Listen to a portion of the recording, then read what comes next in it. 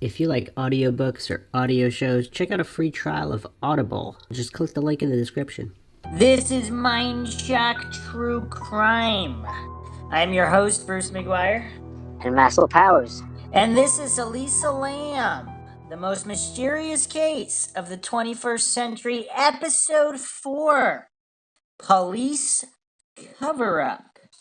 Is this case an example of an LAPD cover-up for some unknown reasons? Or can it simply be explained away as either ineptitude or laziness and the police just wanting to close the case in the most convenient way possible by branding it a strange psychotic episode that culminated in suicide? Once again, if you like the podcast, you can donate to our PayPal. Just check the link in the description. Make sure you subscribe to the channel. Hit the bell for notifications. If you like this video, feel free to share it across social media platforms. Any questions, comments, requests, or insults, just drop them in the comments section. Make sure you like our Facebook page. You can also check us out on Twitter, Reddit, Patreon. All right, Maxwell. Where are you with this case? I mean, we went over it pretty extensively in the previous 3 episodes. It's obviously the Cecil Hotel, which is allegedly a very haunted hotel with a ton of suicides. Richard Ramirez, the serial killer, stayed there and killed people there. And then Elisa Lam just happens to find her way into a water tank. And then we have that very strange video, which was obviously edited and there were seconds removed from it. So, which they tried to cover up by speeding it up. I mean, what is going on? I don't know, man. It's a mystery. That's all you got? That's all I got, man. Are you thinking paranormal vibe here? Are you thinking someone at the hotel, like the janitor, did it to her or other employees? Or were it simply guests or other vagrants or sketchy people living in Skid Row, the nearby not so nice area? I don't know. Maybe janitor. I'll try to go that route first before any paranormal stuff. Well, remember that there was inconsistencies, quite a few of them. The janitor and the FBI, they were saying supposedly the janitor saw her face, but then the FBI said she was feet up. I mean, Oh yeah, I remember that discrepancy. That was pretty cool. like what the heck is going on there? Yeah, Yeah, that was one of the weirdest ones. the That came up. janitor, Santiago Lopez, he had said that he had been working at the Cecil since 2010 as a maintenance employee. He said that he only knew who Elisa Lam was because the police had begun searching for her after her family reported her missing. He said he aided officers by opening the doors of various rooms in the hotel as they conducted their investigation. He also said he was the one that eventually found the body in one of 4 1,000-gallon water tanks on the roof after the guests were complaining about low water pressure. So Lopez said he took the elevator to the 15th floor, took a staircase up to the roof. He had to first turn off the rooftop alarm, and then had to climb onto the platform where the 4 tanks sat. He then had to climb another ladder to get to the top of the main tank. Quote, I noticed the hatch to the main water tank was open and looked inside and saw an Asian woman lying face up in the water, approximately 12 inches from the top of the tank, he said. So here's the thing. Supposedly the tank wouldn't necessarily have had the water all the way up.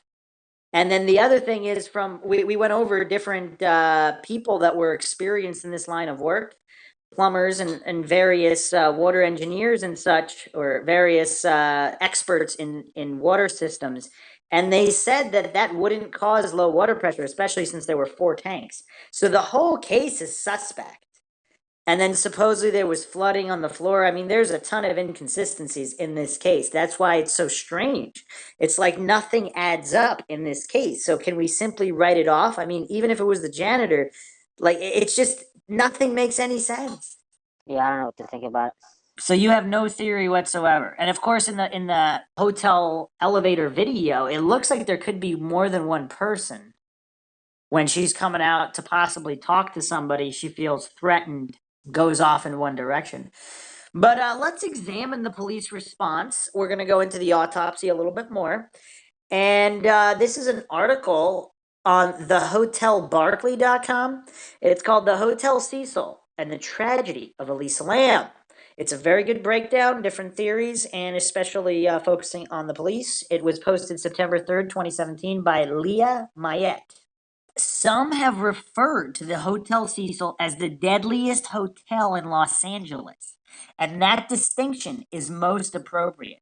While all hotels are going to boast their fair share of suicides, accidental deaths, and perhaps the occasional murder, given the sheer volume of people that go through it, the Hotel Cecil has a history that is so blackened with death. One can only conclude that there is something sinister that is interwoven within the bricks and mortar of the building. The paranormal activity that has occurred there signals that this is no ordinary haunting. It has all the signs of a building that is soiled and contaminated by evil. In fact, the hotel's history is so riddled with darkness, one wouldn't be surprised if the hotel was built on a fault line or two, crossed by ley lines, or perhaps an old Chumash or Tongva burial ground. There's a force at play there that humans don't understand, and the evil that resides there might be demonic in nature. So you don't concur with that, Maxwell? With what? What I just said. That yeah, I forgot what you said. You forgot the last 2 seconds? Yeah, you Maxwell, said something about you said something about suicide or something. there's a force at play there that humans don't understand, and the evil that resides there might be demonic in nature. Well, like it's weird. Like I like to entertain that, but I don't know. I don't know. I like demons and evil spirits and shit. Well, we Like- did a million podcasts on them. Yeah, I know it's weird. Like since this is like a a murder case, like we're not doing the paranormal now. So what? How do you know it didn't? How do you know it Well, didn't I happen? know I'm not saying that. I'm just saying like I kind of like my brain is kind of like the mode is physical, not paranormal All stuff. right. Well, here is a list of bad luck, suicides, eerie events, murders, accidental deaths that have befallen residents or guests of the Hotel Cecil, as compiled by James T. Bartlett, author of the books Gourmet Ghosts, Volume 1 and 2. In 1926, elderly resident William McKay dies in his room.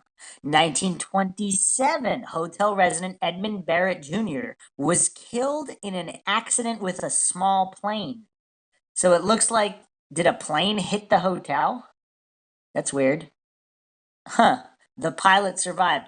1931, W.K. Norton took poisoned capsules in his room. 1932, Benjamin Dodich shot himself in the head in his room. 1934, Louis D. Borden cut his own throat. 1935, hotel resident Virgil Tallman was hit by a car. So I don't know how close this was to the hotel. 1935, Nick Damiano was shot by Harold Daniels after an argument. 1935, Louis D. Borden slashed his own throat. 1937, Grace E. Magro jumped to her death from a 9th floor window. 1938, Roy Thompson jumped off of the top floor of the hotel, hitting the skylight of the building adjacent. You know what's creepy? It's like one death every single year.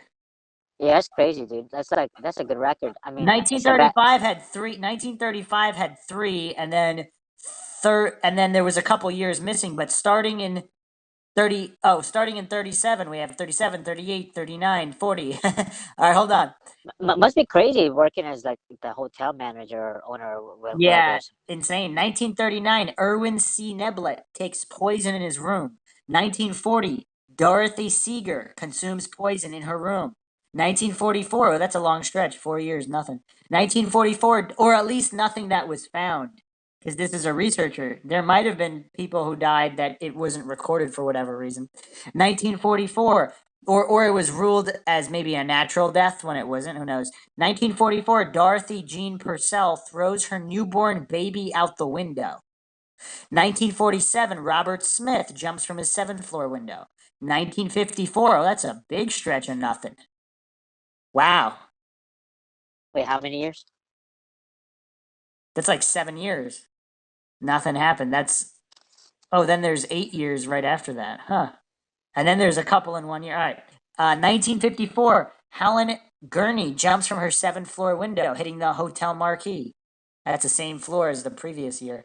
1962, or the previous suicide in 47. 1962, Julia Frances Moore jumps from her 8th floor window. What? 1962, Paul Otten jumps from her 9th floor window, killing George Giannini walking on the street below. That's 2 deaths. Whoa, whoa, whoa, whoa, whoa. There was two suicides from the 7th. Then someone jumps from the 8th. Then the same year, someone jumps from the 9th. Is that too coincidental for you, Maxwell, or is that all good?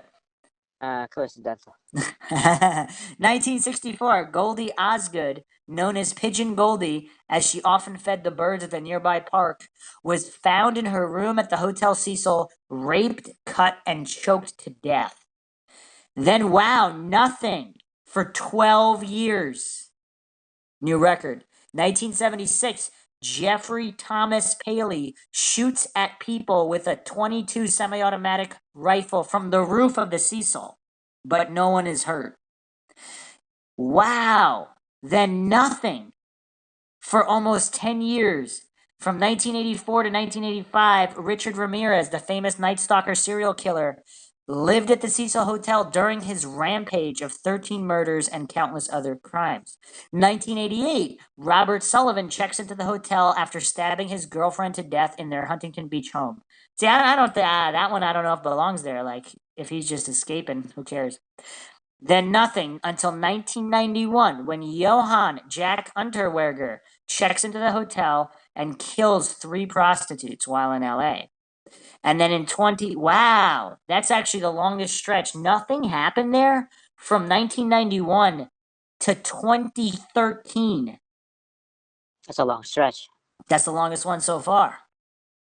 That's 22 years. The Elisa Lam tragedy. The body of Elisa Lam is found floating in the northeast water tank. In 2015, an unidentified 28-year-old man jumps to his death. What? In 2015?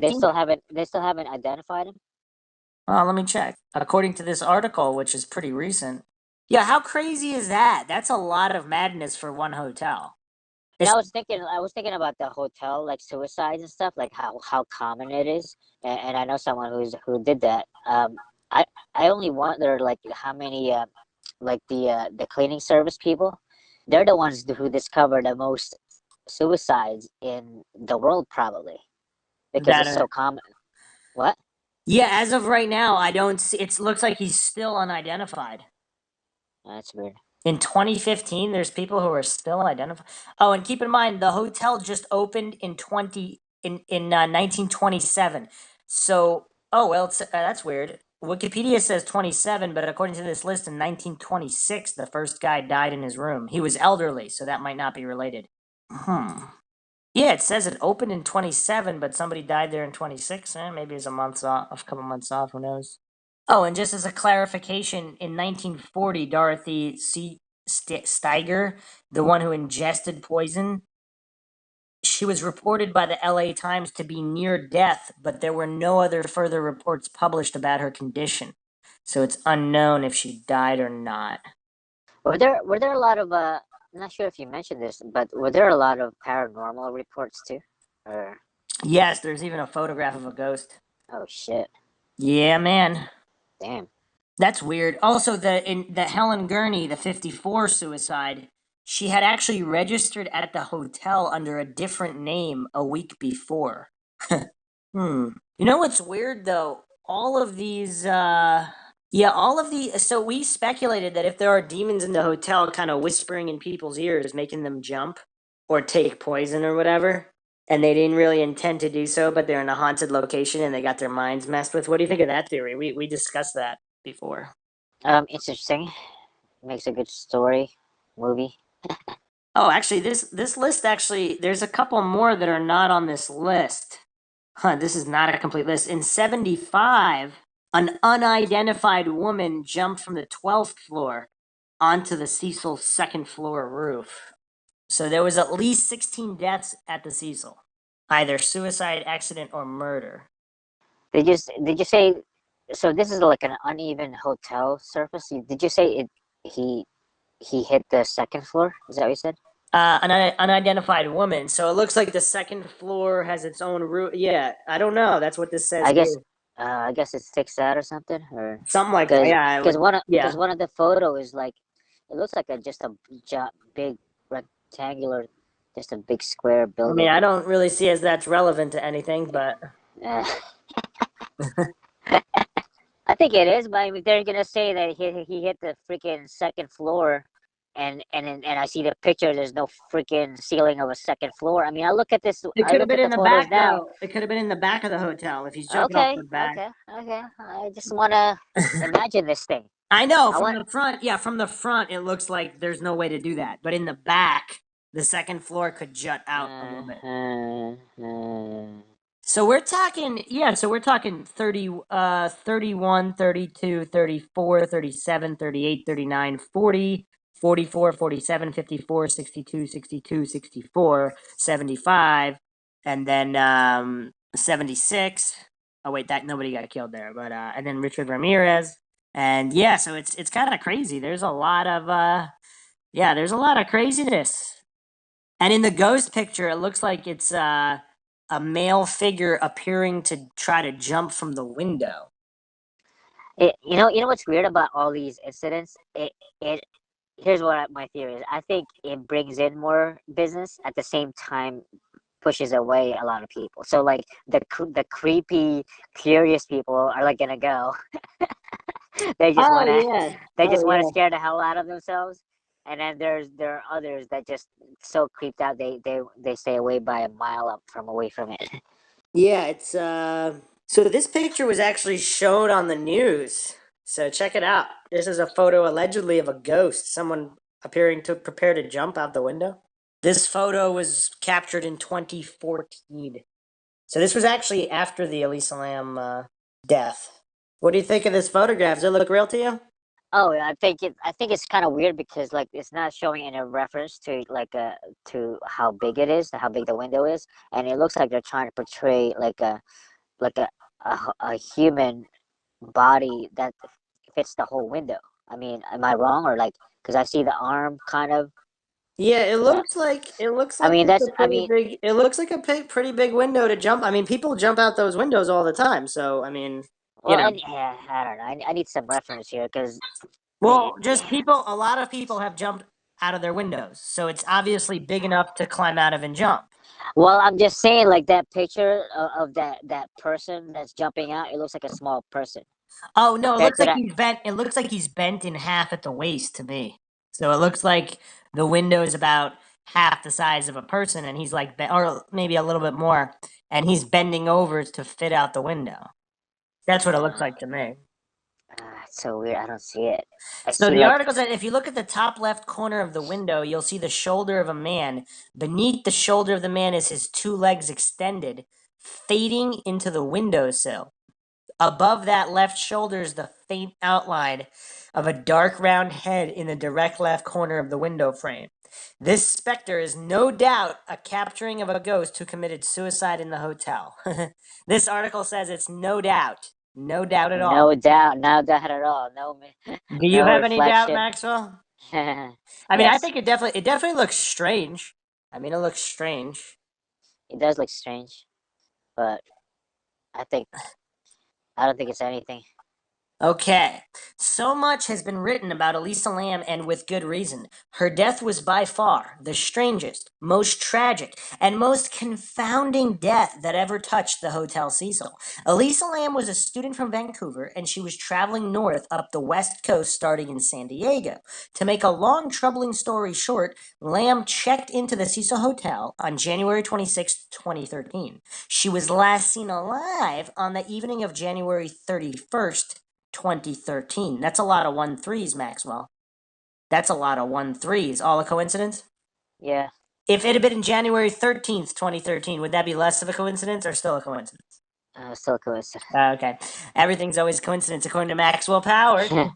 On February 19th, her naked corpse was found floating face up in one of the 1,000-gallon water tanks found on the roof of the Hotel Cecil.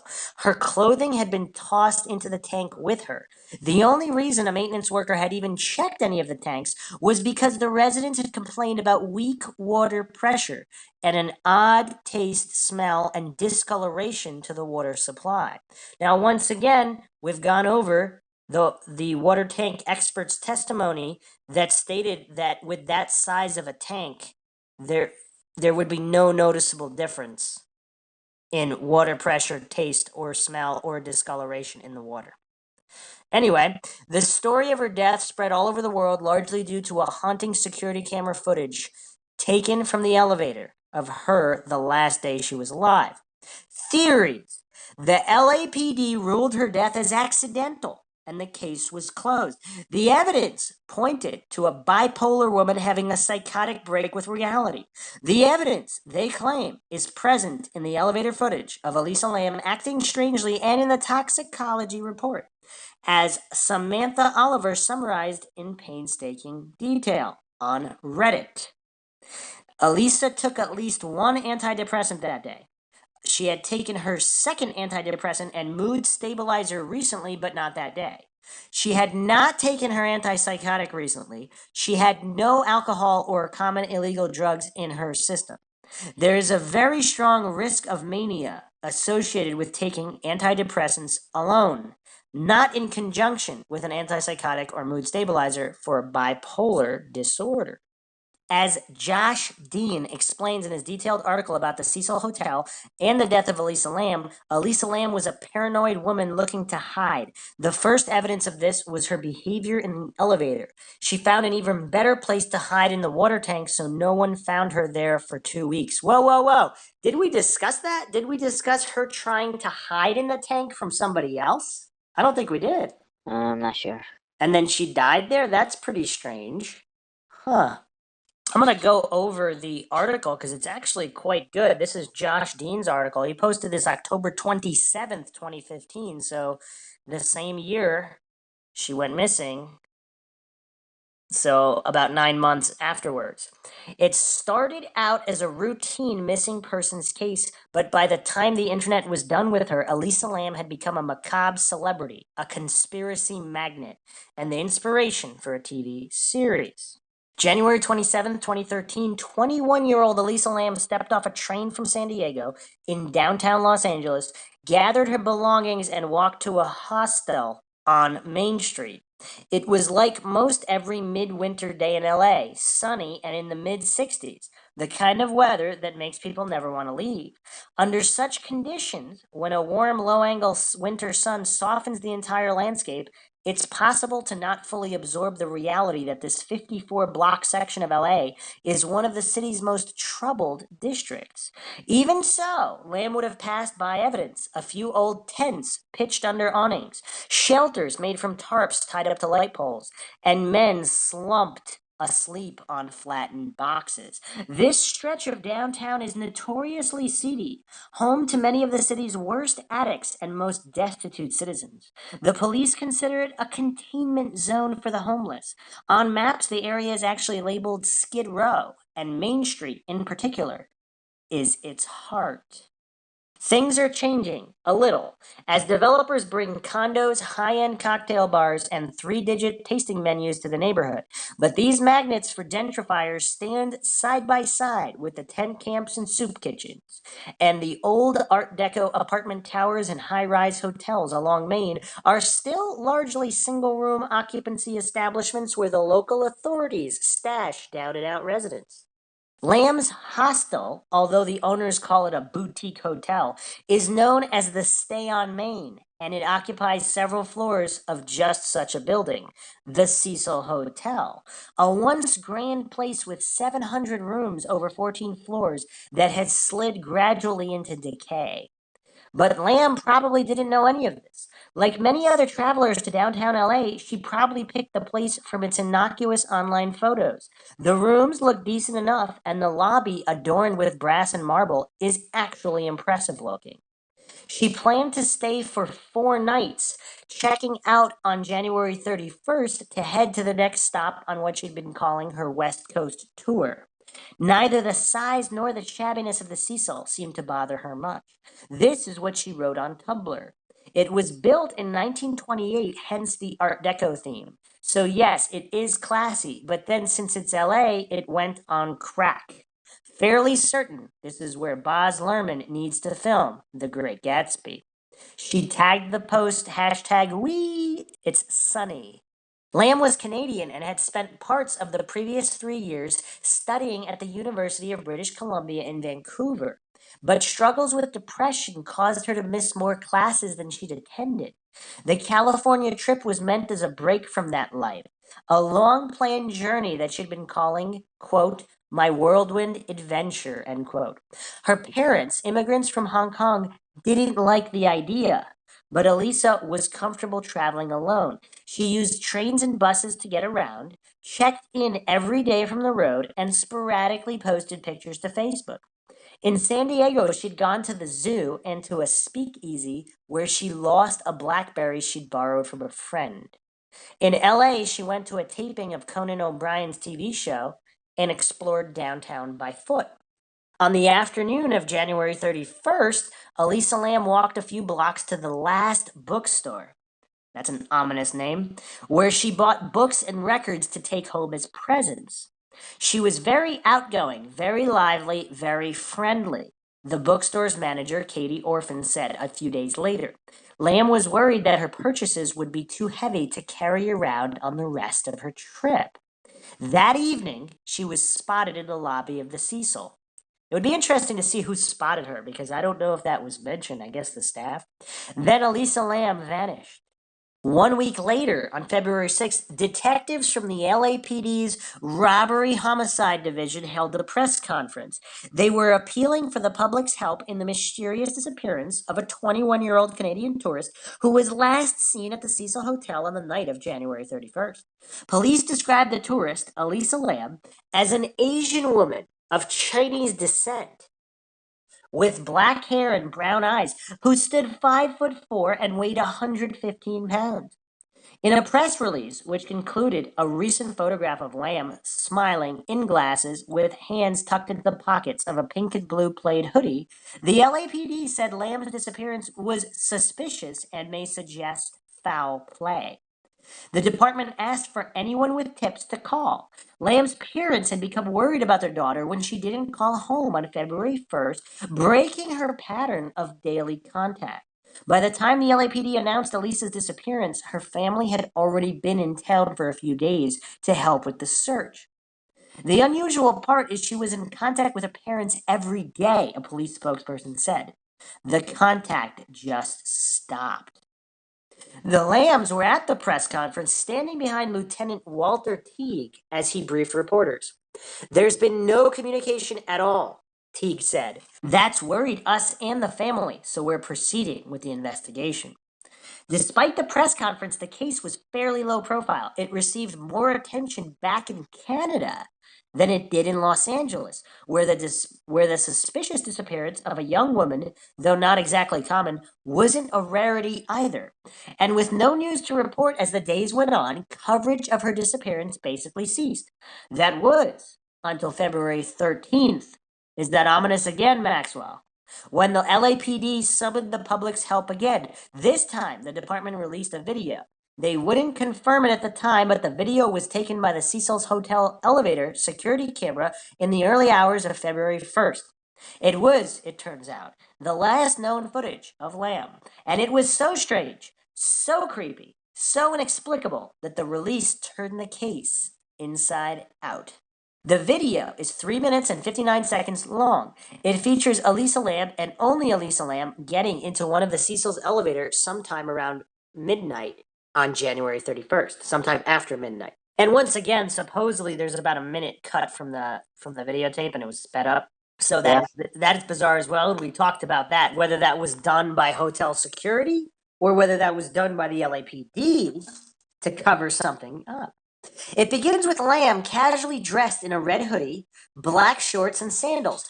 Walking into the elevator car, she crouches down inside to look at the numbers on the buttons, presses one at bottom left, and steps back into the back right corner of the car, presumably waiting for it to move. There's nothing unusual about this. It's what people do when they step into elevators. What's more, Lam wasn't wearing her glasses, so it makes sense that she'd have to get up close to see the numbers. A few seconds pass, though, and the door doesn't close. This is when Lamb steps forward at the 19-second mark and very cautiously leans toward the open door. She looks out into the hall, first to the right, then to the left, in a manner that seems wildly exaggerated, like someone overacting in a student film. Then she jumps back into the elevator. Whatever she saw or heard seems to have spooked her, and Lamb subsequently hides in the front right corner, where it would be harder for anyone walking by to see her. She doesn't hide there for long. At 40 seconds, she looks out again, this time staring down the hall to the right for 10 seconds, at which point her behavior really gets strange. Lamb steps out of the car, then in, then backs out, makes a series of slide steps, and then disappears from the frame to the left of the open door. Her right arm dangles into view a few times, so it's clear she's standing just to the left of the open door.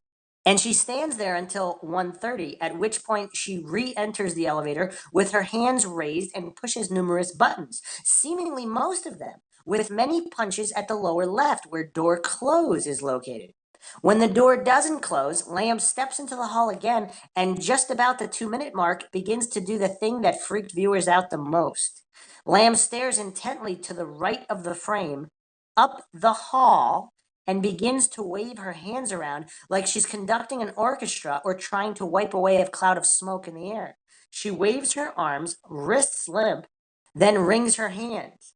Anyone watching for the first time, seeing this behavior with no sound, would assume she's talking to someone, but no one appears. At 2:28, she exits the frame for the last time, taking several short, almost stutter steps, and then is gone down the hall. The elevator finally closes and leaves without her. The video then continues, just a shot of an empty elevator car for another minute and a half. So much about this footage is strange and off-putting that it's hard to know where to begin. It would have been eerie to watch if you stumbled upon it randomly and devoid of any context. It's downright creepy when you know the person acting so oddly in an elevator that never moves has been missing for more than a week from a hotel on Skid Row. On closer inspection of the video, though, other peculiarities emerge. For one thing, the timestamp has been redacted.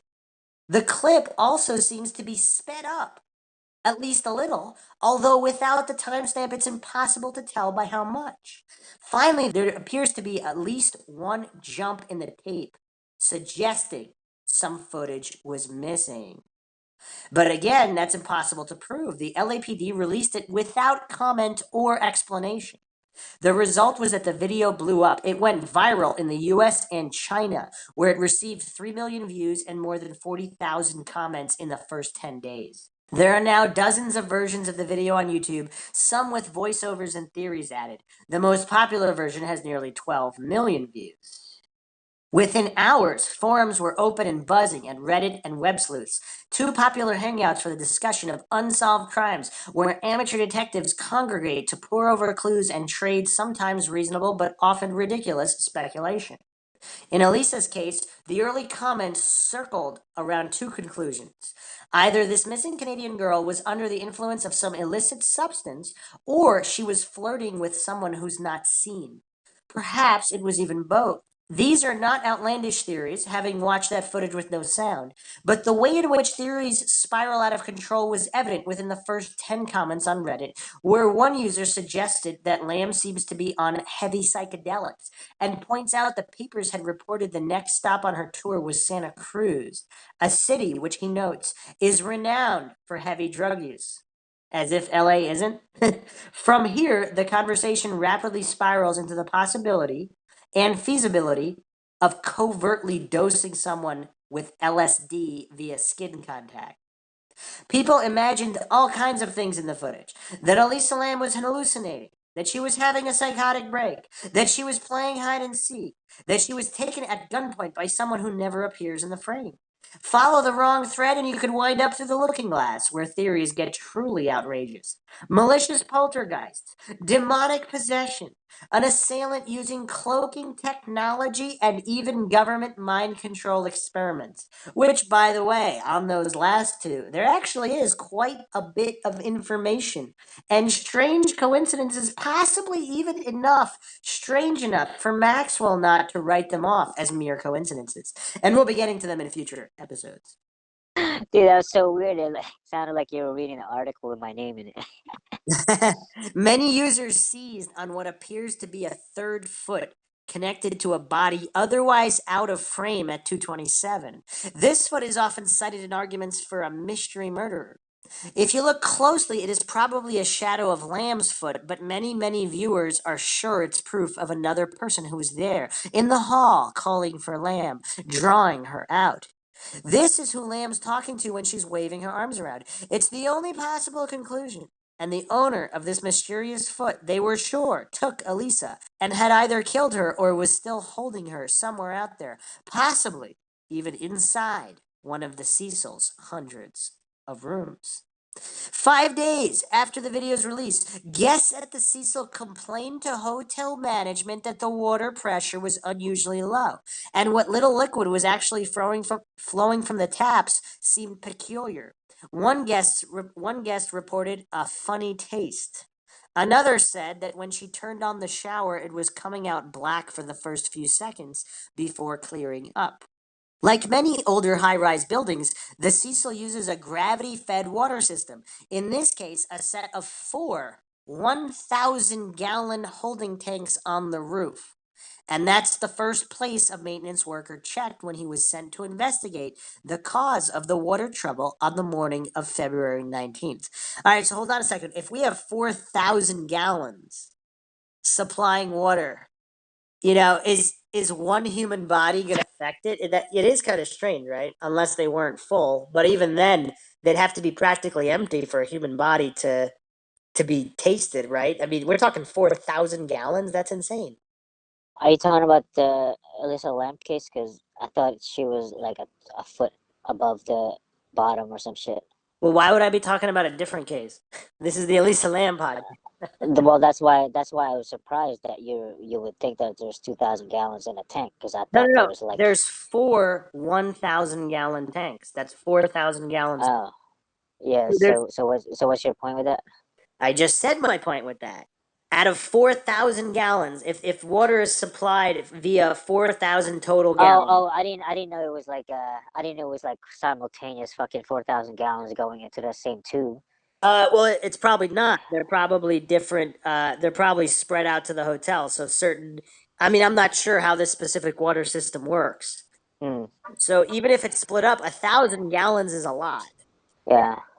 Huh. So, like, how many gallons is a human body? I mean, she doesn't. She's not that big of a human being. Yeah, wasn't it reported that there was like fucking black water coming out of the Yeah, what I just said that like a minute ago. oh well so why are you so surprised that I'm saying there might not be a connection to the water tank, or those stories about the water. I don't know. The whole thing is strange. Why would it not be strange? You think a human body mixed in 1,000 gallons of a holding tank, and if she's floating near the top of the tank, how much of her body fluid would have leaked into the 1,000 gallons? It would be diluted within the 1,000 gallons. Why would it turn? I mean, even 500 gallons, even 200 gallons. I mean, that's a lot of gallons. Think about that. I mean, I think it would make a difference. I mean, if you put in like a rat in a freaking like 100-gallon tank and drink from it, A I, hundred I think gallons? I That's think a I think lot of I think gallons. yeah, I know, but I think you would taste a rat after like a few days. In a 10 gallon, maybe even a 20 gallon. You think in 100? Wait, what about 1,000 in a 1,000 gallon tank?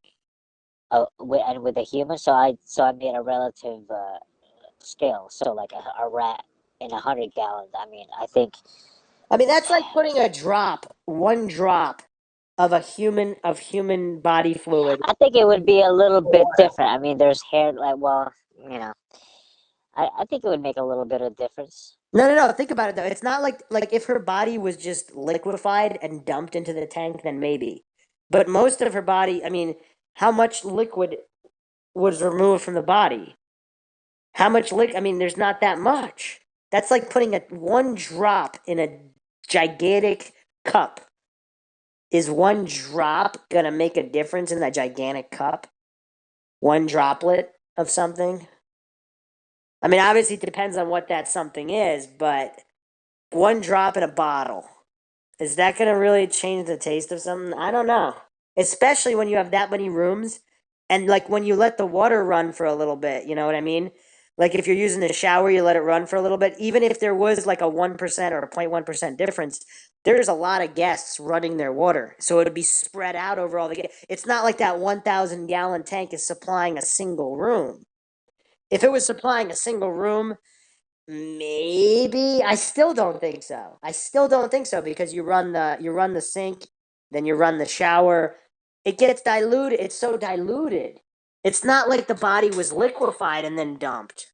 Because in that case, maybe, but even still, 1,000 gallons, 1,000 gallons. That's a lot of gallons.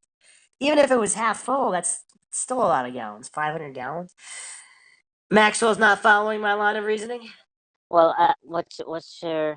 You just think it's weird, like they wouldn't report it because it wouldn't be a tasty beverage. All right, for the 10th time, if you put a drop, like let's say you have a dead rat, take a drop of a dead rat and put it in like a big bottle. One drop, one droplet in a big bottle. And it's not even like that because again, that 1,000 tank is supplying a lot of rooms. It's not one room. Well, I get your point that it's not. You don't think it's gonna change the taste. So what? Like, go on with that. So then how could that be? Especially and if the body is floating at the top of the tank, why would it affect the water pressure anyway? It's not like it's clogging the bottom. Maybe it was clogging it until someone went up there and maybe no one was using the fluids, so the body stopped clogging it up. What did you just say? Nobody's using any of the water in any of the rooms at any time in a hotel. Well, when they're checking it, I don't know. Maybe they said stop using it or some shit. But they Or did. maybe they shut the tank off first before they climbing in or looking into it. Did you not follow anything that I said? No, I guess not. The guest reported. Why do you ask? I mean, it's kind of obvious that I didn't.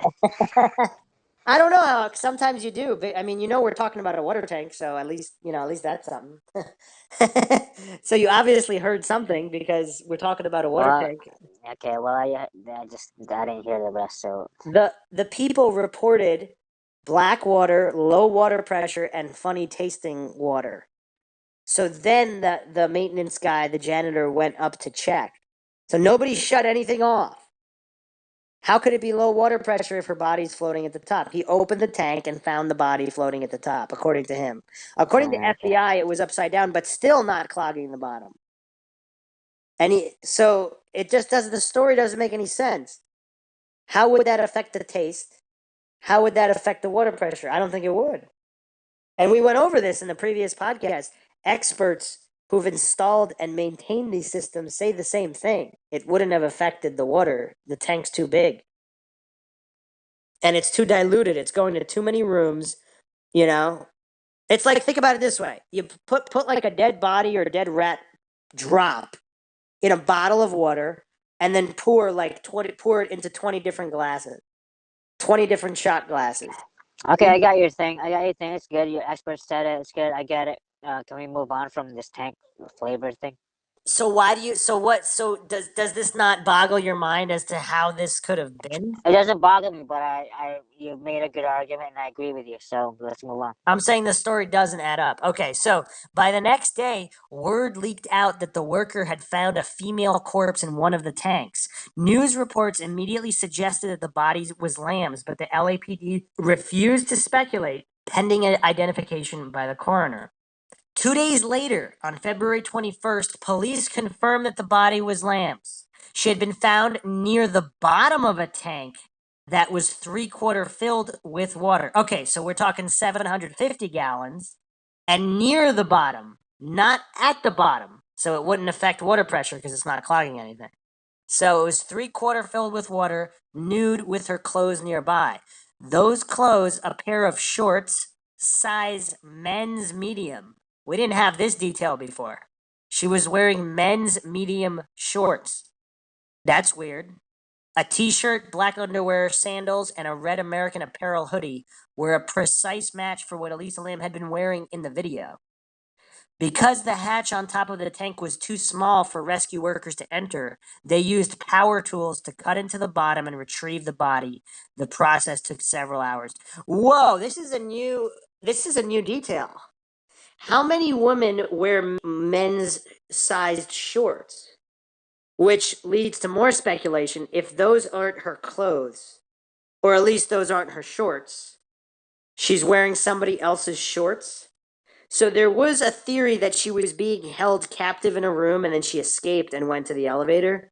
So if she was held captive and she didn't have her own clothes, she could have stole one of her captor's shorts just to wear something to get away if he wasn't in the room. This opens the door to a lot of speculation, don't you think? Unless her parents or someone that knows her can confirm that she wore men's sized shorts. Does that seem strange to you or no? It's a good clue. I mean, the killer could be like the owner of the clothes. Yeah. Or she could have just ran out in her underwear and found the shorts in another room or on some cleaning, whatever. Didn't have to be. That's a good one. Like a movie plot. Yeah. She escapes naked, and she goes through a room, and she found some clothes here so she can get out of public or some shit like that. And then she gets caught, gets dumped in a tank. Or she goes to the tank to hide if she's being chased to the roof. But see, that wouldn't make sense either because why would she take her clothes off in the tank? So I guess, yeah, it doesn't make sense for her. Unless she climbed into the tank and then thought she was getting if she was getting hypothermia or so, I mean, or had some kind of a reaction where she felt she had to take the clothes off for some reason. I don't know. Or if she was drugged. I mean, if she was drugged, if she was being held against her will and then drugged, or I mean, I don't know. We don't know. Here's the thing, though. Even if she was taking drugs and tripping, as some people speculate, would that increase the risk or decrease the risk of someone trying to kill her or kidnap her? Like, why is again we're into this black and white fallacy of, oh, she was tripping on drugs, she killed herself, as if she couldn't be killed by someone else just because she was tripping on drugs. I don't follow. It's so illogical to fall into these black and white fallacies. I just don't get it how people can conclude these things. Any thoughts on that, Maxwell? It's a good point. It's her, Officer Diana Figura told reporters. They've confirmed it with the body markings. Police told news outlets it was being considered a possible homicide. Lamb's body showed no obvious signs of external trauma, said another spokesperson, who added that detectives suspected the body had been in a tank all along and wasn't recently dumped there. Finding Lamb in the water tank was a grim resolution to the 3-week-old mystery, but rather than ending speculation, the circumstances only added to it. There were no security cameras on the roof, and while the door to the roof was not locked, hotel management said it was alarmed. So if this were a murder, someone would have had to circumvent that alarm, climb a ladder 10 feet up the side of the water tank while carrying a body, open a hatch, and drop it in without anyone seeing anything. And if it wasn't a murder, then Lamb did all of that herself, going to the roof in the middle of the night to scale a tank that she was in all likelihood seeing for the first time, then opening the hatch and either jumping or falling in. Neither solution made much sense. Also, keep in mind, people that have went up to the hotel, and we went over a video of a tourist actually going through the whole thing, there was no alarm on the top door to the roof, and they were able to go up there through there, and it wasn't even locked. But other people said it was locked when they went up there, so it seems kind of hit and miss. And if that was a popular hangout spot, like some graffiti seems to indicate, she might have been hanging out there with somebody prior as well. We don't know. We really don't know. Where the story goes from here depends a lot on how you look at the world. If you're a logical person, an adherent to fact and reason, you follow a pretty straight path, which seems to be more or less the one taken by the LAPD. If you're a freer spirit, the kind of person with a wild imagination, open to alternate realities and conspiracy theories, well, you probably see this very differently. You're in for a crazy ride. Well, he phrased that like a cognitive dissonant person, but whatever. What's obvious is that the context and coincidence dictated every element of how people thought about Elisa Lam's case. Had a young Canadian woman vanished and turned up dead at the Courtyard Marriott, say, this story would have been important but ephemeral. The inexplicably creepy elevator video lit the match that sparked global interest, but the fact that her death occurred at the Cecil Hotel was the accelerant. From the very early days of Lamb's disappearance, the Cecil was as much of a main character as the woman who had gone missing. And once she was found dead, many stories hinted, if not outright suggested, that the building itself played a role. Hotel with corpse and water tank has notorious past was the headline on a CNN.com color piece, published along with a news story about the discovery of Lamb's body. Since its construction in 1927, it's been the focus of suicides, murders, mystery disappearances, and serial killers, an Australian news site said of the hotel. Home to murderers, maniacs, and ghosts. Some say the Cecil is anything but your average hotel. They say it's cursed, reported one blog. Another simply called it Serial Killer Central. It's true that the hotel has been a hiding place for some famous serial killers. The Cecil was the base for Richard Ramirez, the Night Stalker, who murdered at least 14 people during a spree that terrorized LA over the spring and summer of '85.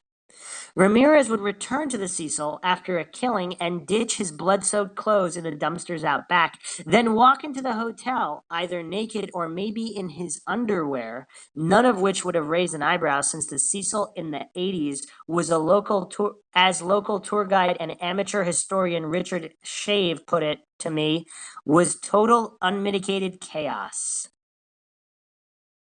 In '91, 6 years after Ramirez was caught and sentenced to death, a 41-year-old Austrian journalist named Jack Unterweger checked into the Cecil while he worked on a story about crime in LA for an Austrian magazine. Unterweger used his reporting work to secure ride-alongs with LAPD vice cops, and those tips were revealed as scouting missions when it was later discovered that Unterweger was also a serial killer with a penchant for strangling prostitutes. Kim Cooper, who is Chavez's partner at Esoteric Bus Tours, suspects that he chose the Cecil because of its connection to Ramirez. Chav. There have been numerous other violent deaths at the Cecil, including the '64 rape and murder of a telephone operator, and at least 3 suicides, all of them jumpers, one of whom landed on a pedestrian, killing him too. And amortized over a century of residence, that doesn't seem so unusual for a big city hotel of this size, particularly one located in a marginal area. Rumors that Elizabeth Short, the so-called Black Dahlia, stayed at the hotel are likely false, says Kim Cooper, who is also a writer and has researched Short's story extensively. Short did stay nearby and perhaps visited a bar a few doors up Main Street from the Cecil the night of her notorious murder, but that's the extent of it. Still, Elizabeth Short's story has eerie parallels to Elisa Lam's. As Cooper points out, each was a woman in her 20s traveling alone to LA from San Diego, last seen in a downtown hotel, and went missing for several days before being found dead under shocking conditions. Finally, and most apt, Cooper says, the deaths of both of these unfortunate young women inspired enormous media attention and speculation. The prevailing online opinion was that Elisa Lam had been murdered. That was my first instinct too. A young woman traveling alone vanishes from a seedy hotel with a notorious past on LA's Skid Row, then is found 2 weeks later floating inside a water tank on the roof. It's a logical assumption. But as weeks passed and no murder suspects emerged, the story grew murkier. Lam's parents never said a word to the press and quietly returned to Vancouver to bury their daughter. They later filed a wrongful death suit against the Cecil Hotel. It's still pending. The LAPD went quiet too, and with nothing to report, the local news basically dropped the story. This left a vacuum of factual information that would soon be filled with all kinds of static.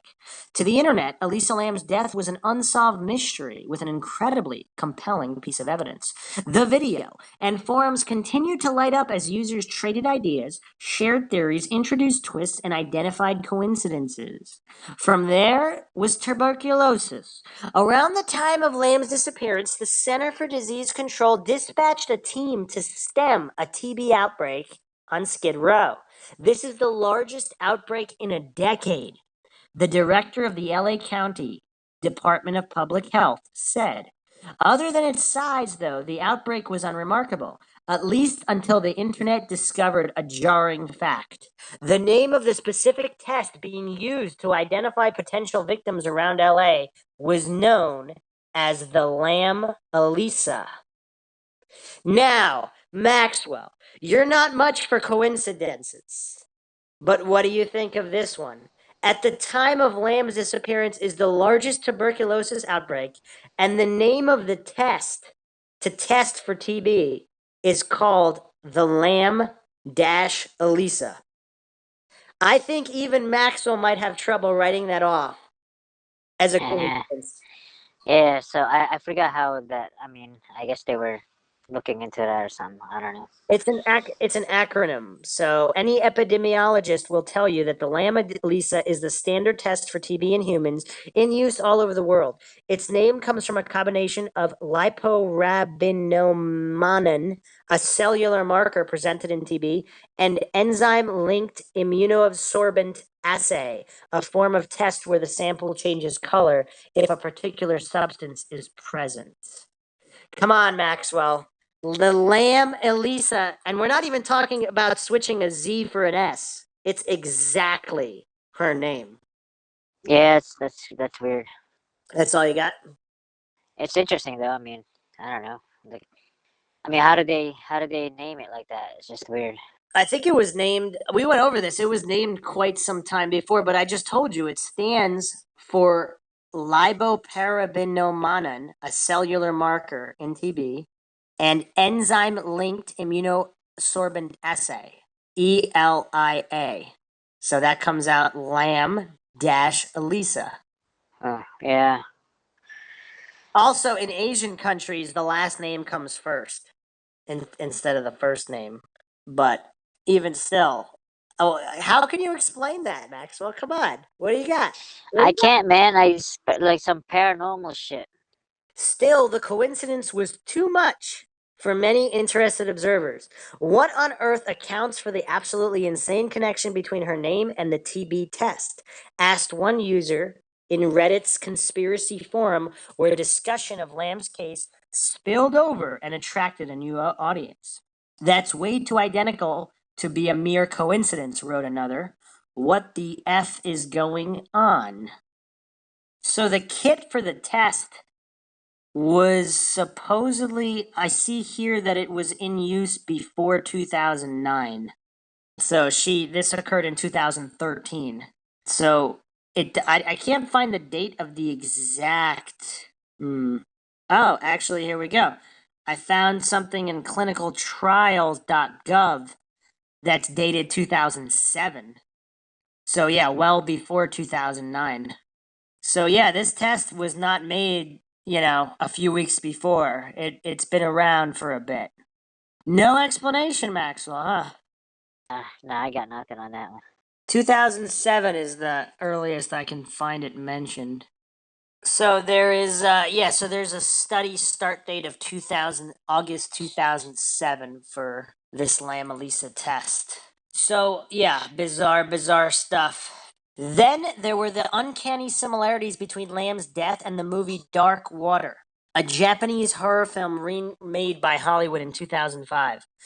The movie's plot centers on Dahlia, a woman who moves into old apartment building with her young daughter, Cecilia, only to discover that the building is haunted. The ghost manifests itself in a malfunctioning elevator and in dark water that drips from the faucet's bath and ceiling. When the building's inept handyman is unable to stop the leak, Dahlia tries to fix it herself and ends up on the building's roof where she sees the same dark liquid leaking from a water tank. When she opens it up, the body of a missing girl is floating inside. You got anything there, Maxwell, or no? What year was that? The remake was 2005. The Japanese movie was 2002. The American remake, 2005. That's like 10 years later. So I don't know. Coincidence, I guess. So Dahlia, again, this is remember the Black Dahlia used to be at the or allegedly at the Hotel Cecil, and the young daughter is Cecilia. There's a ghost in a malfunctioning elevator, and there's dark water leaking everywhere, and there's a body inside the water tank on the roof. Which was made in 2005. Yes, and the original 2002. Nothing there, Maxwell. Nothing. So like someone tried to like remake the movie or some shit.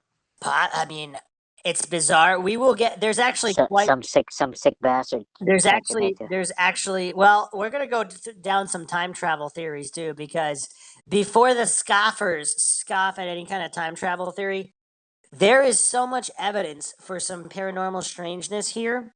Not that it's true, not that it happened, but the stack of coincidences is quite high, especially information that Elisa Lam was posting on social media and some other things. We're going to go deep into both the tuberculosis issue and the dark water issue in following episodes. We're just rounding the details out here to get into the police investigation details and how they closed the case, seemingly inept or assisting in a conspiracy or cover up. So that's what this episode is about. But yeah, it was weird.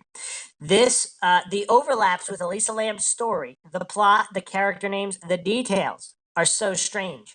Every time I recount them, the parallels creep me out. Taken together with the TB test, the similarities seem almost impossible.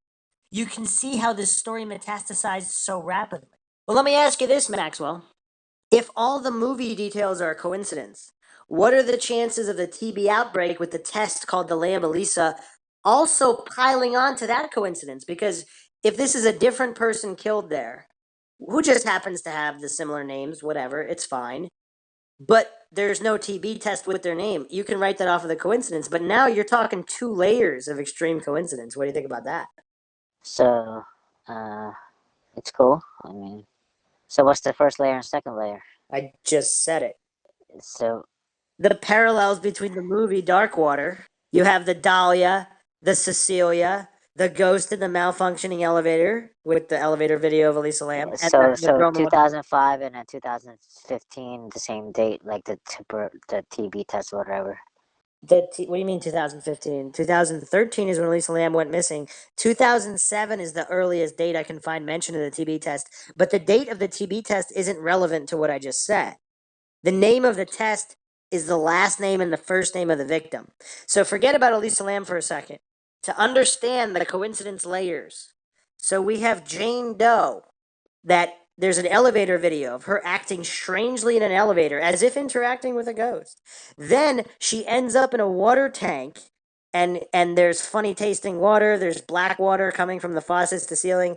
And so then so it parallels a movie. So okay, that's a coincidence, but what now we have the second layer of coincidence where Jane Doe, there's a TB outbreak and the test for the TB is Doe Jane. Do you not understand the coincidence? Yeah, I get it, but you're stacking it up. It's cool. Yeah, what are the chances of both of those happening? I don't know. A lot more infinitesimal than one of them happening, right? Yeah. Okay, that's the point there. For months, the case was huge at Web Sleuth, says Trisha Griffin, who runs the site from her Utah home. It was also among the most discussed cases at Reddit's Unsolved Mysteries forum. A Redditor with the handle Maroon Wave, whose real name is Elliot, told me that, like so many people, he was pulled into the case by the video. At that point, he said, he was writing Elisa off as some ghost story. When he came across discussion of the TB test coincidence, his interest deepened, and pretty soon he was fully hooked by the story. It was so perplexing to figure out how she got into the water tank, and piecing the case together just didn't make sense, he said. There was just so much misinformation given by everyone. Weeks and months passed. The conversation spread out of the comments threads on crime boards and began to sprout up everywhere. The story's curious nature, magnified by the web, was featured by numerous websites that focus on the paranormal. Punchnells, Conspiracy Club, The Ghost Diaries, and more. Most chose to focus on the most salacious and tenuous aspects of the case, but there was thoughtful analysis too, often written by people who had conflicting emotions. This case haunts me. Lucas Clockian, a 33-year-old Canadian blogger who wrote extensively about the mystery, told me. Elisa Lam is like the little sister of a close friend. She's from my town and from a culture I recognize and am closely familiar with. This death hits close to home. I want to know what happened. I want to solve it. This is a natural human urge. It's the reason, Trisha Griffin says, that Web Sleuths is so popular. Why people from every possible place and career drop by to discuss mysteries that have nothing to do with their lives. I can devote thousands of words to cranks and crackpots who add nothing to the conversation, but whose suggestions, tethered to some partial fact by the most gossamer filament, somehow persuade others.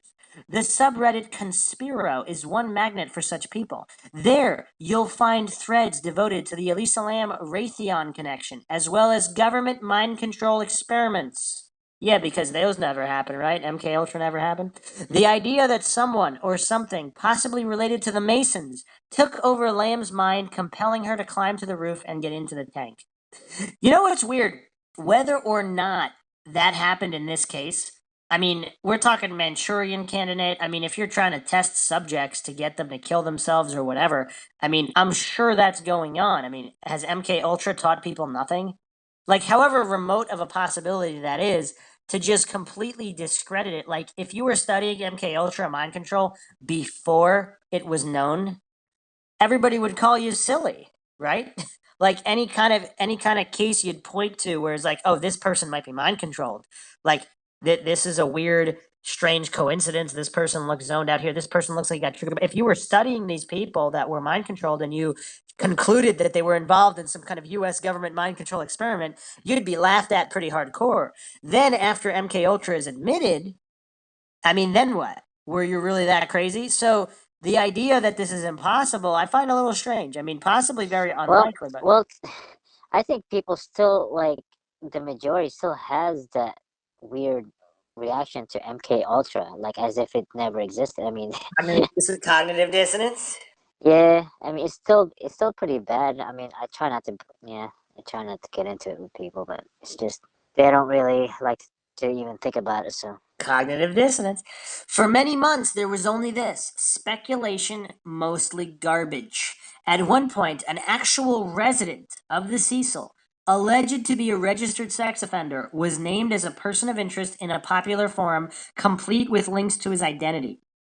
He was never an actual suspect, but the lowest point came when a brief witch hunt broke out over a death metal singer who calls himself Morbid. Morbid's real name is Pablo Camillo, and while he often comes across as a terrible human being, his only crime seems to be a taste for violent imagery in his music. Nonetheless, accusations against him spread, causing news stations in China to report it and forcing Camillo to issue a heated and tone-deaf denial. That is not to say that amateur sleuths can't contribute positive information. Considering what information the LAPD released, which is to say virtually nothing, some of the most illuminating facts have come from regular people who decided to seek answers on their own. Frustrated with the LAPD myself, I spent countless hours hunting for these kinds of leads in forums and under posts about Lamb. It was by reading threads that I learned why Lamb might have removed her clothes once inside the tank, how the coroner determined when she died, whether police dogs could have missed the body, and much more. One of the single best contributions anyone has made to the Lamb case is a video posted by a group called Film Transformer. In the film, two young Chinese men visit the Cecil and film their investigation, which includes the elevator, the various floors that were relevant to the case, and the roof, where they proved that even a year after Lamb's death, An open window leads to a ladder that anyone could climb up to access the roof. It's a short climb, just a single story, and so long as you don't look down and ponder the consequences of falling nearly 200 feet should you slip, an easy one. Either Lamb or a killer could have used this ladder to get to the roof without activating an alarm, if there really was one. And once again, we went over this tourist video in the previous episode. And then again, there's always the video. I asked a film editor friend of mine, Gabe Rhodes, to take a look. His reaction was that the footage is a little fishy. I can see why people are suspicious, he told me. There are several spots where edits could be seamlessly hidden, he says, and compression which could indicate editing. Same with the time codes, which were redacted. The most egregious is when the elevator doors close at 2:58, he wrote me in a summary of his analysis. There are definitely some frames missing from this action. On YouTube, others raised the same questions, sharing versions of this video with narration, pointing out the moments where things seemed suspicious. Several posts pointed out that the version released by the LAPD looked so strange because it had been slowed down, and then shared the video sped up to real speed, 20.25 frames per second, as opposed to 15, at which points Lamb's movements, while still unusual, suddenly looked a little less creepy. And of course, we've gone over these videos as well. So here's what's weird, Maxwell. There's not that many cases where police seem super tight-lipped. They usually reveal information. And why redact the timestamp? Any thoughts, Maxwell? The timestamp on what? What could I possibly be talking about? The elevator thing, or Are there any other options? I don't know. I don't know. Remember what you said. So Like, even without knowing what I said, within the context of the Elisa Lam podcast, you can't deduce what a timestamp could be referring to? well, the timestamp is on the elevator, so The elevator video, yes. yeah. And it's redacted. So what possible reasons could there be for that? Well, I don't fucking know. Well, that's why we're doing a podcast, to offer theories and thoughts. I don't fucking know, dude. Maxwell Powers, Maxwell Army. You got nothing? I got nothing on that one. Do you think the LAPD could possibly be involved or covering up for something or someone? Or if it is some bizarre government experiment, was there a stand down to the LAPD and the cover up involved the LAPD? So they couldn't really solve the case if it was government mind control or something. Did you hear what I just said?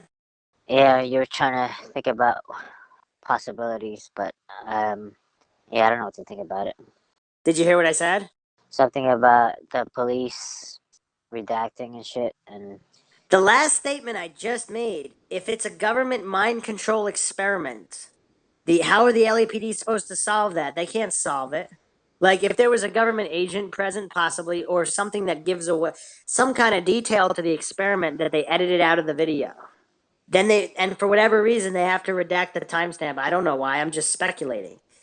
If this was a government experiment, the LAPD would not be able to solve this case, correct? okay, Does that make sense? yeah, So that would mean they would be involved in the cover-up to some degree. Would that explain all of this weirdness? yeah. I mean, it's kind of weird. It's kind of weird if it is an experiment or some shit. I don't know. It's just fucking random. I don't know. It's just too weird. Yeah. There are thousands of Elisa Lam videos on YouTube, just like there are thousands of conversations about her on other sites. What all these videos have in common is the central component, the elevator footage.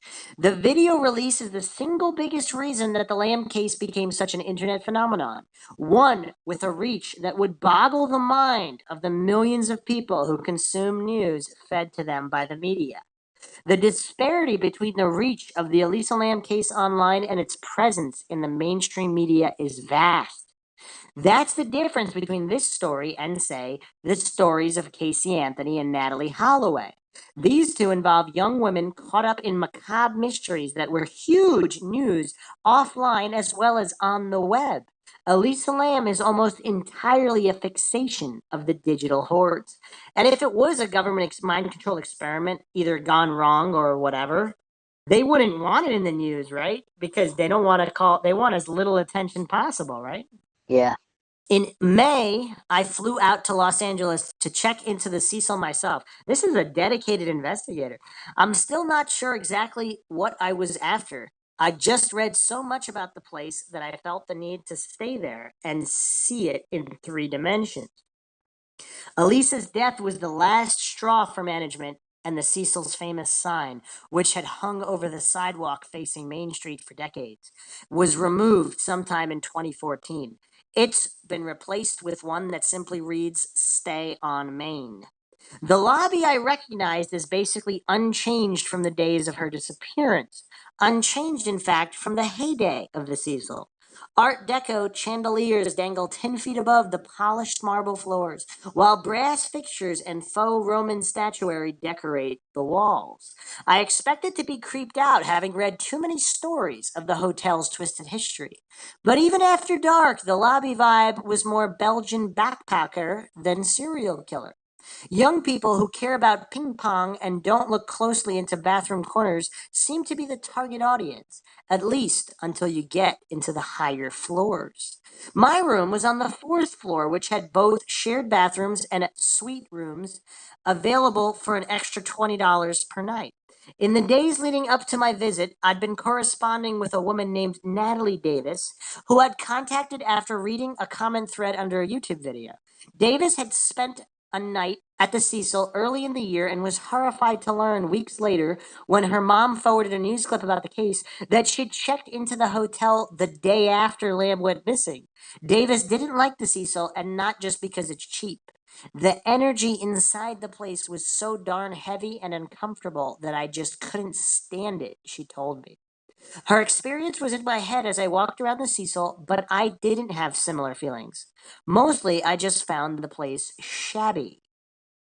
Despite having 700 rooms, the hotel felt strangely empty. On its higher floors, the Cecil is especially strange and quiet.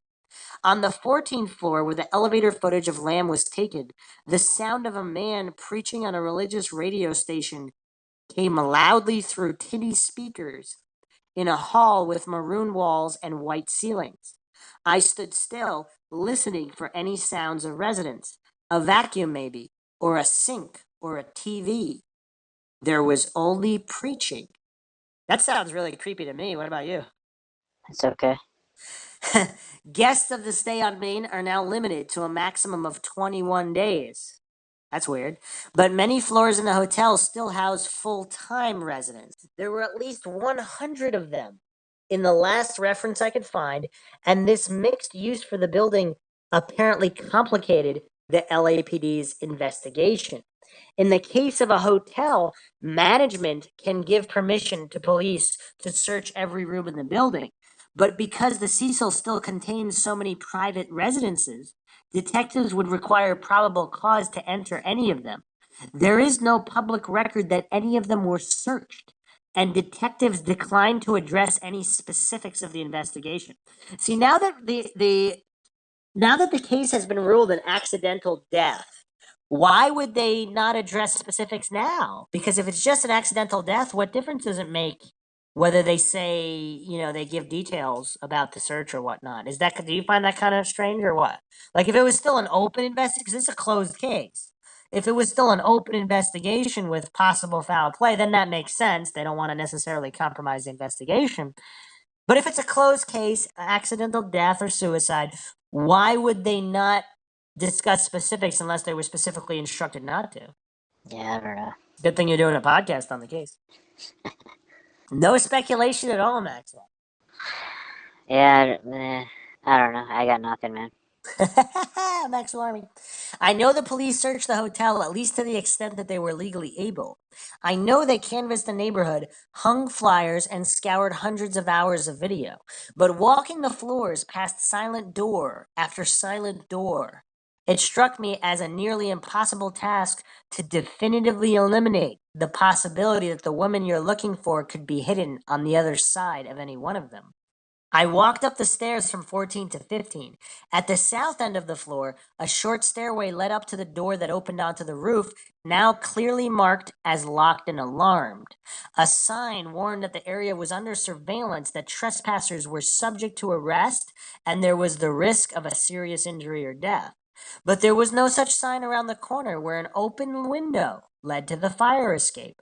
I stepped out onto it and turned around to face the building. There, riveted into the exterior wall, was the short ladder that still offers an easy climb to the roof. A brave or intoxicated person could easily make that climb, but a man carrying a woman, that would be tough. Following Elisa's footsteps took me back to the one place we know she had been, the elevator. I found its optics immediately familiar. In 3 dimensions and full color, the Cecil's elevator is silver for some reason. I pictured gold, and the numbers on the buttons are mostly worn away. I'd been there in that space probably 50 times trying to get inside Elisa's head. But in person, with normal light, at normal speed, it wasn't at all creepy. The hotel is like that, honestly. It's not nice, but it's not terrible either. It's just a little ragged and filled with people not unlike Elisa Lam. Young and on the move, having recently arrived from other places. Inside the elevator, I stood by the panel and pushed the door hold button. Nearly 2 minutes elapsed, 1 minute 54 seconds to be exact, before the heavy doors finally slid closed. So he's basically corroborating that that if the door hold button was pushed, it would be 1 minute 54 seconds before the door slid closed. So if she hit that one among all the ones she hit, that would explain why they didn't close, possibly. June 21st, 2013, 5 months after Elisa Lam's disappearance, the Los Angeles County Coroner's Office finally released its report on her death. The official cause of death was drowning with bipolar disorder listed as a contributing condition. 2 different medical examiners signed the report findings dated June 19th. A complete autopsy examination showed no evidence of trauma, it said.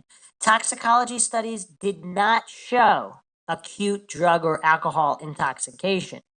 The report went on to mention Lamb's bipolar disorder and the fact that she took medications for this condition. Those medications were listed as well as the dosages prescribed, but limited sample availability prevented the examiner from determining which drugs and what quantities were in her system at time of death. Police investigation did not show evidence of foul play, the report stated. A full review of the circumstances of the case and appropriate consultation do not support intent to harm oneself. The manner of death is classified as an accident. And that was it. After nearly a half a year of mystery and intrigue, Lamb's death was ruled an accident, and the LAPD closed the case. Essentially, their combined conclusion was that a young woman struggling with a diagnosed psychiatric condition experienced some kind of psychotic episode at the hotel. That episode explains the behavior in the video and the action she ultimately took, going to the roof, climbing up a ladder onto a water tank, opening its hatch, and getting inside. Once there, bobbing or swimming, or maybe even panicking in 8 feet of water, she was trapped and ultimately drowned. In the pantheon of accidental deaths, it is unquestionably bizarre. Every time I tell the story, I have my doubts. But lacking even a shred of alternative proof, it's the best possible answer. Honestly, it's the only one that makes sense, even if it doesn't make much sense at all. But many of the questions I still have are probably answerable. And that's what's most frustrating, is that I'm certain those answers would crush much of the speculation about Lamb's death that continued even after the case was closed, and to some extent lingers to this day. Those questions remain unaddressed, however, because the detectives refuse to comment. I mean, that's a lot of speculations. He's certain that these answers would crush the speculation. How does he know if he doesn't know what really happened? It's kind of weird, doesn't seem logical. Over the course of reporting this story, I tried repeatedly to interview the case's 2 primary detectives, Greg Stearns and Wallace Tennell, but calls and emails were unreturned. Come on, man, these public servants can't even get back to a taxpayer? Detective Tim Marcia, who also worked on the case, replied to an email. He told me, however, that because he wasn't one of the 2 primaries, it wasn't really his place to comment. How convenient. He did confirm that there was no security camera in the 14th floor hallway, and that the detectives worked very hard on the case, especially when Elisa was missing and there was a possibility she was still alive. What Detective Marcia didn't point out, but what I subsequently realized, thanks to numerous references by forum users, is that Lamb's disappearance coincided almost exactly with another incident. On February 3rd, Christopher Dorner, a disgruntled former LAPD cop, went on a shooting rampage that became, for a few days, one of the biggest stories in America. Dorner posted a manifesto on Facebook declaring war on the LAPD and then went on a spree that resulted in the largest manhunt in the department's history, culminating in a violent standoff in the San Bernardino Mountains on February 12th and Dorner's death. Do you remember that, Maxwell? What's that? What I just said? I didn't know. I didn't know what you said. Do you know anything I said on the podcast? I missed the last. I mean, I hear it, but I don't. It doesn't. It doesn't register. Like I hear it, and then. Do you remember Christopher Dorner? It was a disgruntled LAPD cop who went on a shooting rampage. And he I don't remember. I don't remember that. I just remember some kid. I don't remember a cop or anything. Knowing this, it made some sense why the Lamb case didn't get more play in the media and why it may have seemed or even been true that the department spent less effort working on it than it may have otherwise. Regardless, Detective Marcia was confident that the official conclusion was correct. Without going into her diagnosed psychological problems, we, law enforcement and medical consultants, can conclusively say that her behavior was consistent with her diagnosis. He wrote in an email. When I told him that the other detectives weren't getting back to me and that the department's silence was enabling amateur sleuths who are probably doing more harm than good, he replied with this.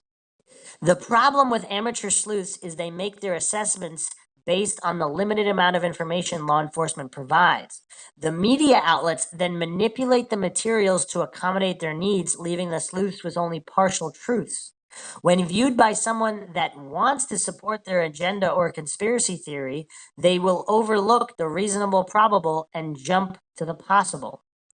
Or simply, they just don't swallow BS that doesn't make sense using critical thinking, logic, and deductive reasoning, but let's not get into that. A few minutes later, another message arrived. Josh, good detectives operate under this principle, Occam's razor. All things being equal, a simpler explanation is better than a more complex one. In other words, when you hear hoofbeats, think horses, not zebras. Once the horses are eliminated, then move on to the zebras. Oh man, another misappropriation of Occam's razor. That all depends. If you're in Africa, are you going to think horses or zebras? If you're Explain Occam's razor again. Occam's razor states that all things being equal, the simpler explanation is more likely to be correct. So here's the thing, all things are never equal. So Occam's razor never really applies. So, and there's too many variables to account for Occam's razor, not to mention, if people just go by Occam's razor, they're going to not solve a lot of cases. You have to follow actual logical thinking processes and not fall for logical fallacies. That's what true logic would do. That's why there's so many unsolved homicides, because they are going by Occam's razor. And he calls this good detectives. Depending on which statistics you look at, I mean, there might be over 60% of unsolved homicides. So Occam's razor is clearly not solving the majority. So I don't know what he would classify a good detective, but I mean, it all depends. You don't just go by Occam's razor for the sake of going by Occam's razor, because you have to follow the evidence. And when certain pieces, and once again, nobody wants to talk about appeal to authority fallacies. Just because the police reported something doesn't mean it's true. Not that they're lying. They could either be mistaken or whatnot. I mean, there's many different variables. So it's it's really bizarre. Everybody likes to. I mean, Occam's razor is just like grasping straws when you want to divert attention away from something, or you want to rule something as improbable. But like, if a case is a jigsaw puzzle, and you only have 2 or 3 pieces, and you think there's only 10 pieces, if there could be 1,000 pieces of the jigsaw puzzle, you're gonna jump to conclusions prematurely. Why would you rule things out if you don't know for sure? It's just, it's pretty strange. Still, I kept after Greg Stearns for weeks, getting only silence. Finally, in late June, once I'd sent a handful of messages to his LinkedIn mail, a last resort, I got a reply. Spoiler alert, it wasn't satisfying. I have received your emails and understand your article and what you are trying to accomplish, Stearns wrote. Unfortunately, Detective Tennell and I are not in a position to assist you. We are not able to provide any additional information as it would violate the privacy of Elisa and her family. And that was that. Further pleas were ignored.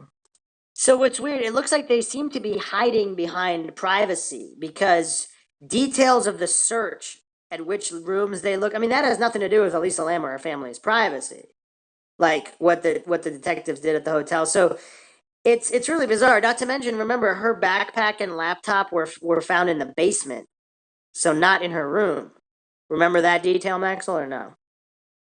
So it seemed like her things were moved at some point by someone. Where were they removed from? Like, there's a lot of details that would not violate the privacy, and they just refused to get back to him. An honest taxpayer who's paying their paychecks, they can't bother to get back to him, other than these weird statements hiding behind privacy.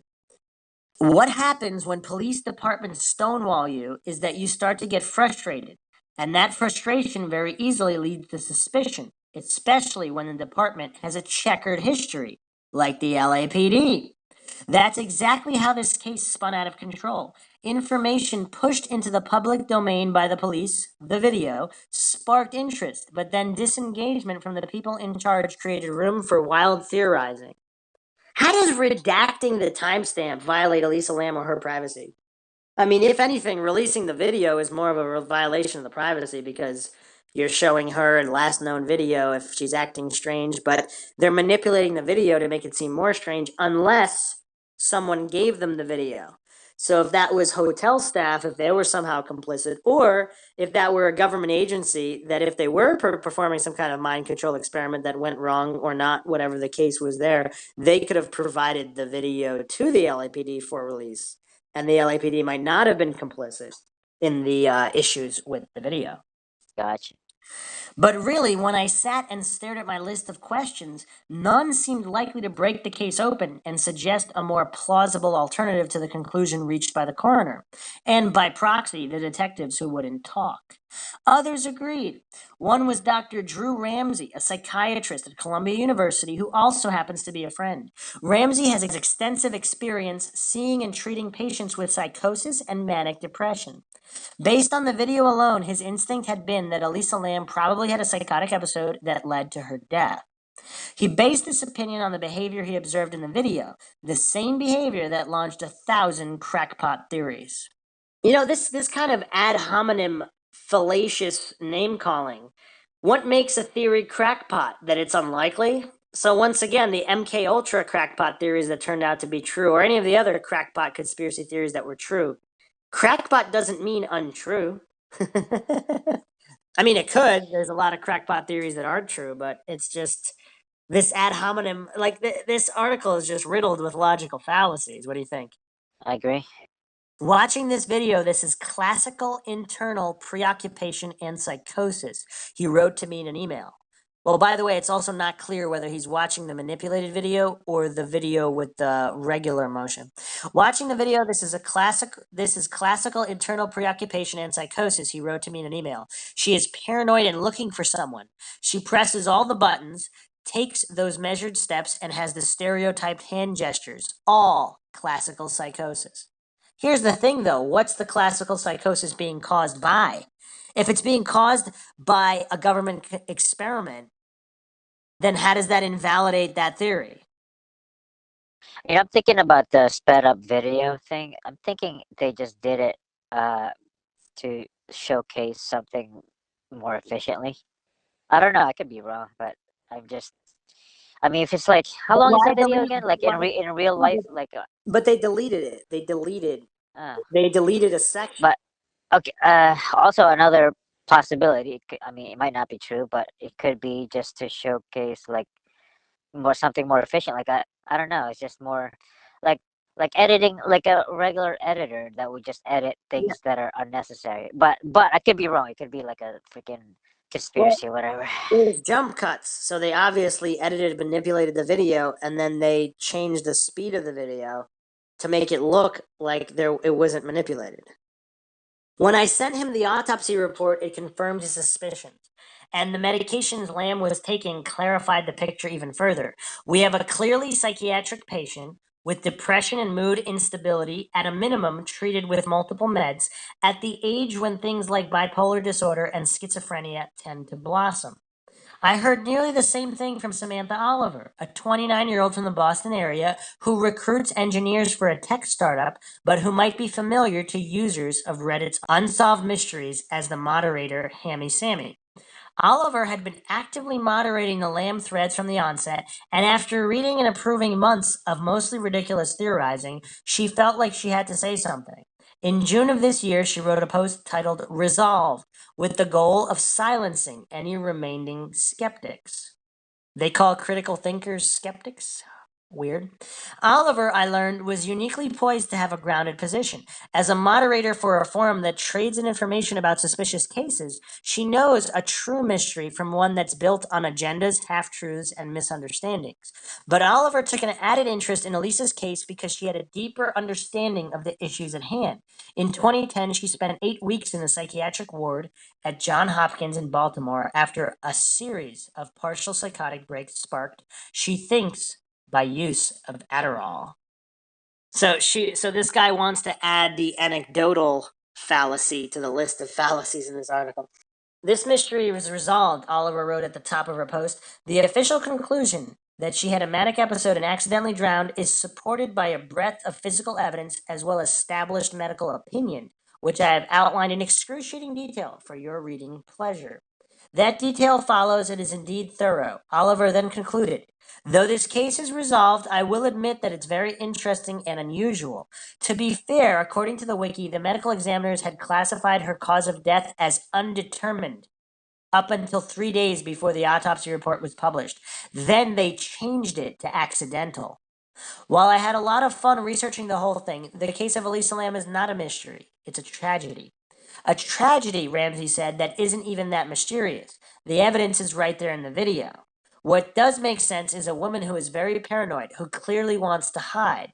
We already see that her preference is to hide in a container, like an elevator. What's another great place to hide? A water tank. The way she behaves in the elevator fits with me purely as a psychiatric diagnosis and fits with the circumstances of her hiding in a container. What's the safest place you can hide? She kind of found it. Nobody found her for 2 weeks. By the time I'd finished dissecting the case, I mostly felt sad. I felt complicit, too, for indulging the cranks and for whatever role this story plays in the perpetration of the legend of her death has become and will forever be, whether that's a collection of forums filled with wild speculation or season 5 of American Horror Story, subtitled Hotel, and inspired, according to creator Ryan Murphy, by the elevator video. What I really want more than anything is to be able to add something of value beyond the debunking of half-truths and outright myths, which, by the way, he didn't really actually debunk any of them. What I'd like to do is be able to tell Elisa Lam's story before she got on a plane for California. Unfortunately, that's much harder than I'd like it to be. Her parents have not spoken publicly since their daughter went missing. Her sister, Sarah, a makeup artist, didn't respond to messages I sent, and considering what the internet has done to her sister's image, I completely understand why she'd choose to ignore a journalist writing about it. The things that I know about Elisa Lam, then, are sadly few. She was a 21-year-old first-generation Canadian who attended the University of British Columbia but was not enrolled at the time she set out to travel around California by herself, by train and bus. Her parents, both from Hong Kong, own a Chinese restaurant in the Vancouver suburb of Burnaby, which closed for weeks after Elisa's death. During that time, people placed flowers outside the doors. Those are the facts. Beyond that is only a fragmented portrait assembled of pieces pulled from her own online persona, the one she created herself before the rest of us took over. The reality about the things we write online is that they live on in abstract well after us. That means that anything you read after the fact, particularly in a case as fraught and mysterious as this one, takes on the color of its context. Judging by her blog, her Tumblrs, and her Instagram, Elisa Lam was smart and funny, often sarcastic, and interested in many of the things that attract other intelligent, curious women her age. Literature, architecture, photography, and especially fashion. Like so many of us, Elisa's problems seem to mostly lie within, and she wasn't afraid to say as much online, for whoever happened to find her there. Her Tumblr, which she called Nouvelle or Nouveau, alternates between light and dark, between anger and optimism, between heavy quotes about loneliness and identity, and things chosen, I assume, because she found them funny. It is pointless to draw any assumptions about a person from the images she grabbed from other websites and collaged on a page, but it felt good to be laughing at things that Elisa selected precisely because they were funny. This person, viewed through a very tiny virtual window that features only a few lines of her own writing and no pictures of her own, was somehow more alive and three-dimensional than any version of Elisa Lam I'd found so far. Until the fall of 2012, when she noted that she was much more active on Tumblr, Elisa kept another blog which, though infrequently updated, seems like an honest and raw account of her feelings. Frustration, disappointment, confusion, and a fair amount of self-loathing. Elisa felt that she ate poorly and didn't exercise enough. She considered herself lazy and was worried about what she'd do with her life. In other words, she felt the kind of things we all feel at 21. But Elisa had bigger, realer issues too. Depression haunted her, and it seemed to flare up in 2012, causing her to miss classes again. In 3 years, Elisa writes, she completed only 3 courses and was officially still a first-year student. Meanwhile, her peers were moving on, and that reality cast her further adrift. She slept during the day and was up at night online reading about fashion and posting to social media, where there's always someone to talk to. Her penultimate post, written on April 4th, 2012, is titled Worries of a 20-something and is particularly painful to read in retrospect. I spent about 2 days in bed hating myself. Why don't I simply do the things that I know will make me feel better? It isn't rocket science. It isn't that difficult. Get out of bed, eat, see people, talk to people, exercise, write, read. The post there is no self-excoriating, a public airing of the qualities Elisa most hates in herself that finishes with these lines. The only thing that does make you different is that you're a complete utter failure and have depression, so la-di-da, that makes you special. Why aren't so proud of that? Oh, it's special because people can pity you and you can manipulate them with their pity and use them to wheedle out more time. But you don't do anything. God, I hate you so much. This last line stopped me. It was the point at which my exploration into Elisa's online persona in search of her actual person ceased to feel like journalism and started to feel like voyeurism. Without access to any humans who'd known her, I was fishing around in a collection of her thoughts, many of them dashed off in her most vulnerable moments. I felt a little sick. That was when I noticed the post had 48 comments. It seemed like a lot for a student's blog. I clicked.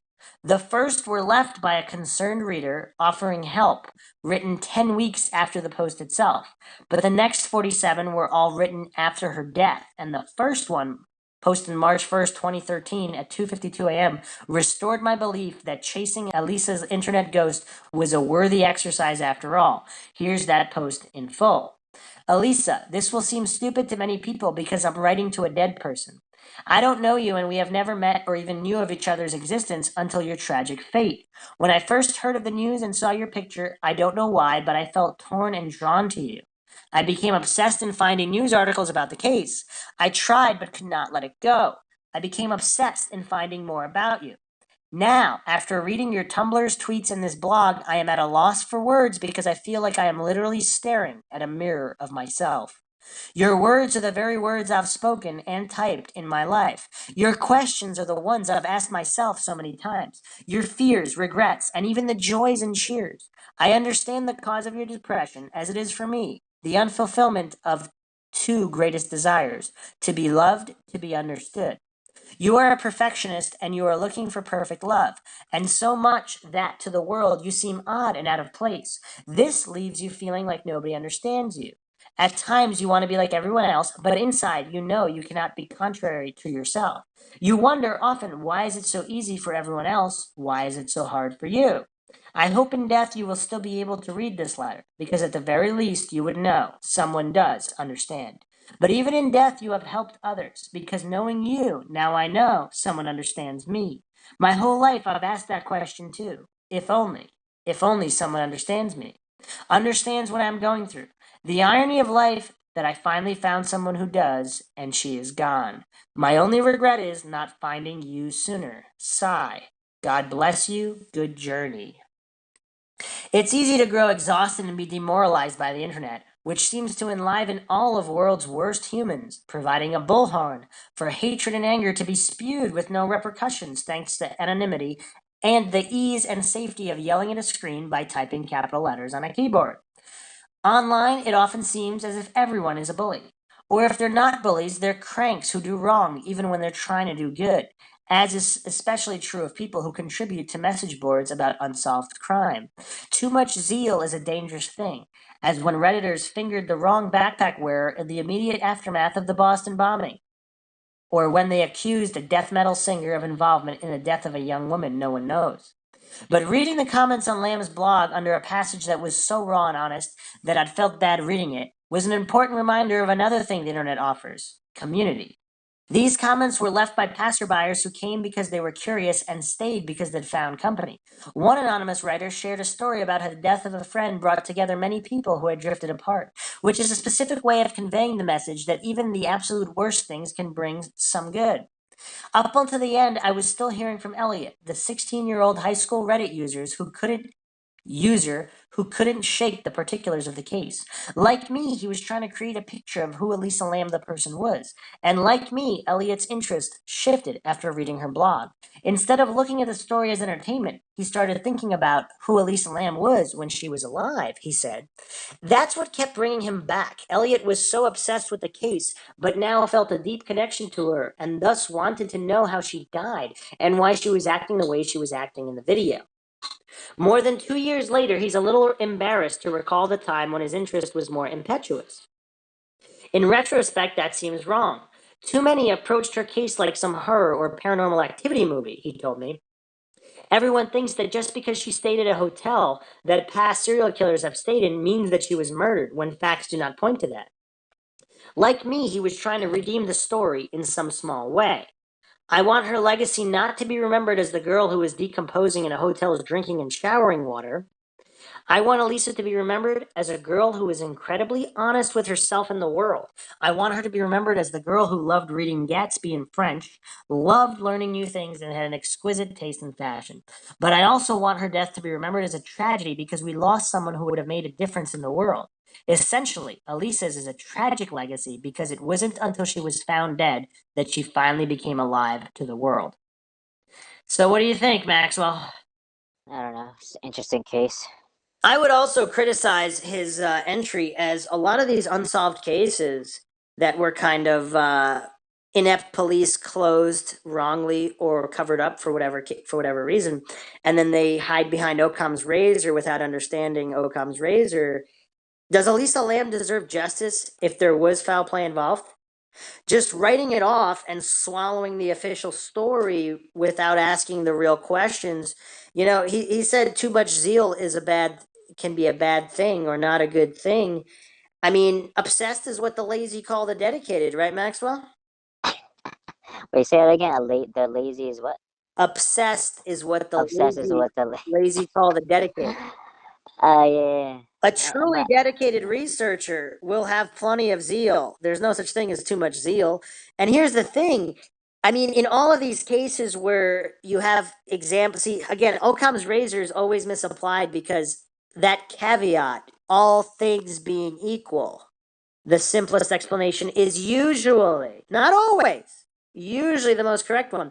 So especially when you're dealing with unusual cases, Occam's razor is even less likely to be true, even when applied correctly, because of the unusual nature of the case. Now, obviously, all things are not equal. We cannot ignore her social media posts. If she was involved with people who are involved in government projects, should we just sweep that under the rug and pretend it doesn't exist? I'm not saying we conclude that there's a definitive connection. All I'm saying is some people want more than appeal to authority fallacies to justify closing a case, especially a case with so many anomalies. So if this isn't what happened to Elisa Lam, does she deserve justice? If someone did harm her, does it not do more harm than good to just dismiss it as accidental death? Nothing to see here. No further investigation necessary. If it was accidental death, how is it harmful to do further investigation to definitively rule out foul play? Because then that would guarantee justice, because you want to make sure that there was no foul play. Agree or disagree, Maxwell? I agree. I don't know. It's like a weird question the way you asked it. Like, she deserve justice? I mean, everyone deserves justice. Exactly. You So if know. we follow this guy's opinion and just say, "Oh, let's close the book. It's solved. Nothing to see here. She just had a psychotic break, accidentally died. Stop investigating. Stop looking at anything. The truth is not afraid of investigation. So if Yeah. that's really what happened to her, then it should be investigated as thoroughly as possible. And detectives hiding behind privacy when there's so many things that they could reveal that wouldn't infringe on our privacy, to me, that's suspect. If the truth is not afraid of investigation, why would they be afraid of investigation? Yeah. For some reason, I haven't visited this in a while, but like the personality type came back into my brain, and so these people, like this person that's talking about this, is the judging type. So it's not he he comes to conclusions very quickly, while the other personality types or perceiving types, they want to gather more information Well, before making a well, decision. to me, I mean, it's easily explained as just logical and illogical. We don't even have to go down person. I mean, Yeah, the that's personality. true. That's true. I mean, you can go that sort of route too. I mean, logically, I mean, it could be anything, so it should be investigated. He's just ignoring way too much. And I mean, think about it. If someone did kill her, how hard would they be laughing reading an article like that? Because then nobody's even looking for him. Yeah, And if it was someone inside the LAPD, I mean, I don't know. I'm not saying it was, but if it was, and then they just, I don't know. It's corruption happens that way. Like in all these cases where we find out that it was a police officer involved or someone the police officer knew and they covered up for them, they want it to look like a suicide or something like that. yeah. They want to close the case and they don't want people asking questions. Okay, so back to the original article. So this was the Josh Dean article that was referenced in the original article I started reading by Leah Mayette.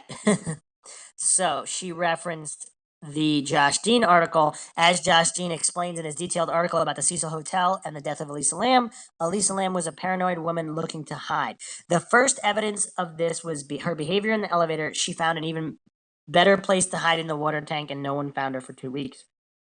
There's definitive logic at play here, but it would be worth knowing if Elisa commonly had psychotic breaks and what her typical behavior was like during such breaks. Based on her blog, it looks like she suffered from crippling depression.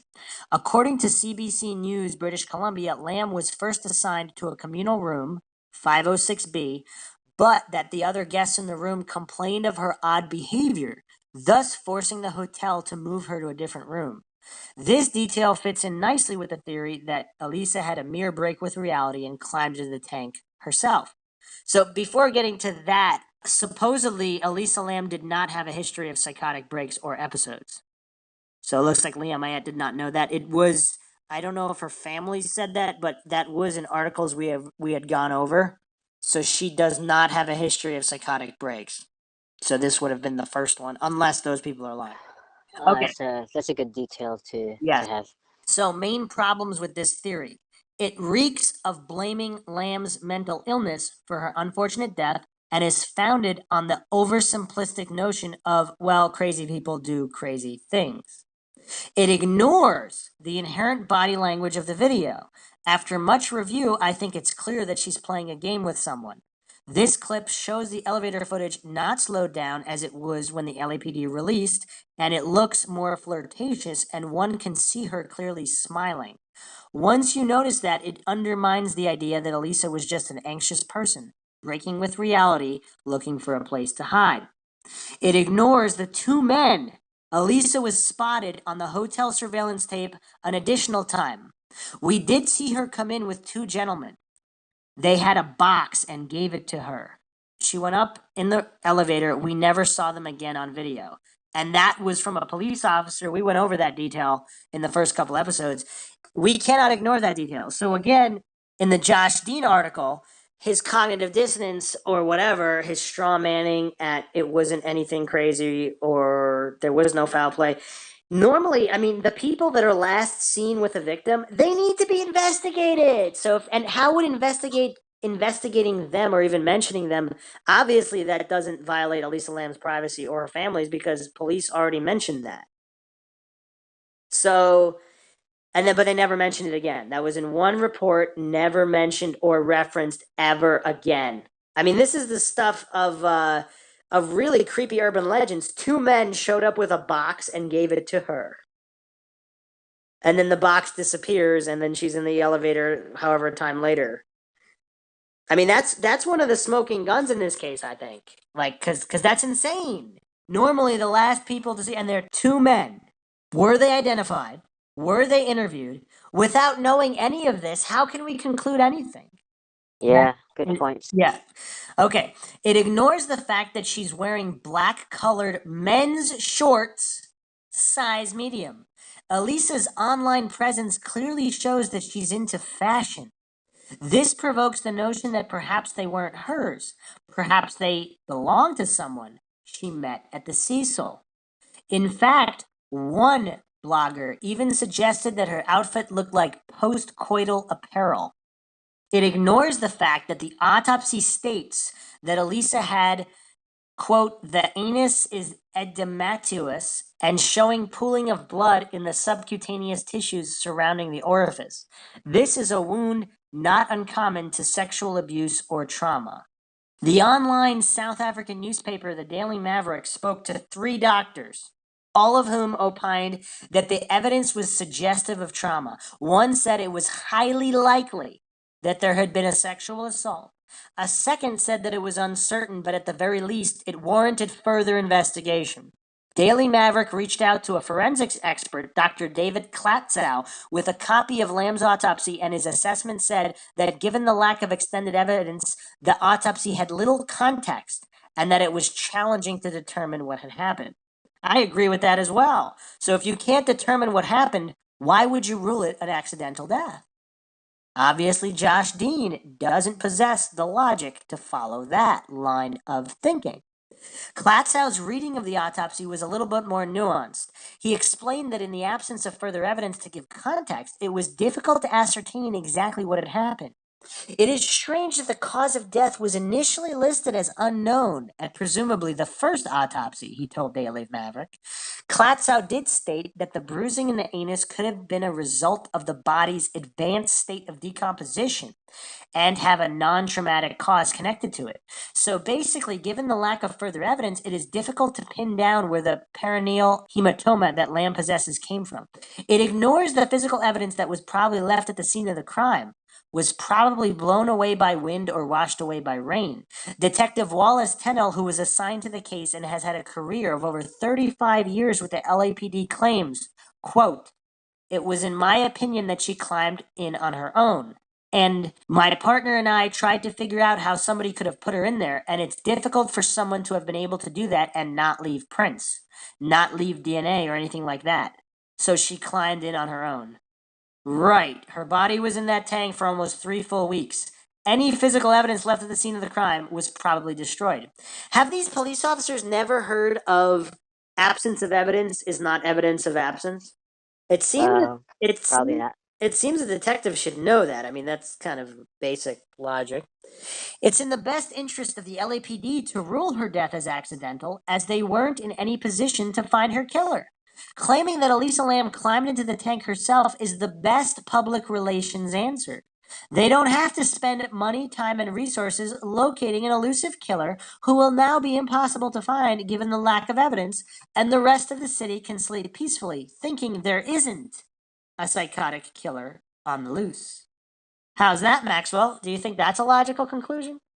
I don't know. That seems to fit the puzzle pieces a little bit better than accidental death randomly.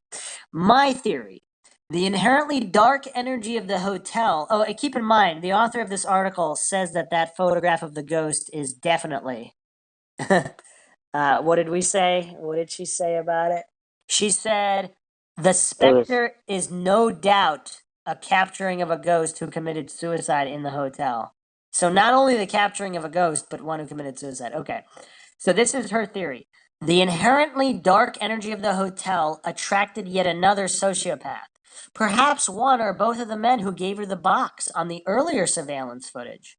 Or perhaps the owner of the black shorts she was wearing to the building.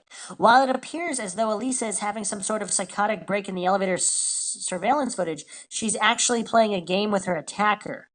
Let's not forget that many sociopaths are charming individuals, and the charm is exactly what helped enable many of their crimes. That's a very good point as well. If you watch this video of the footage, which has the exact speed it was captured, you'll see at 1:38 she counts to 3 with her fingers. To me, this really suggests that she was playing a game with someone, such as hide and seek.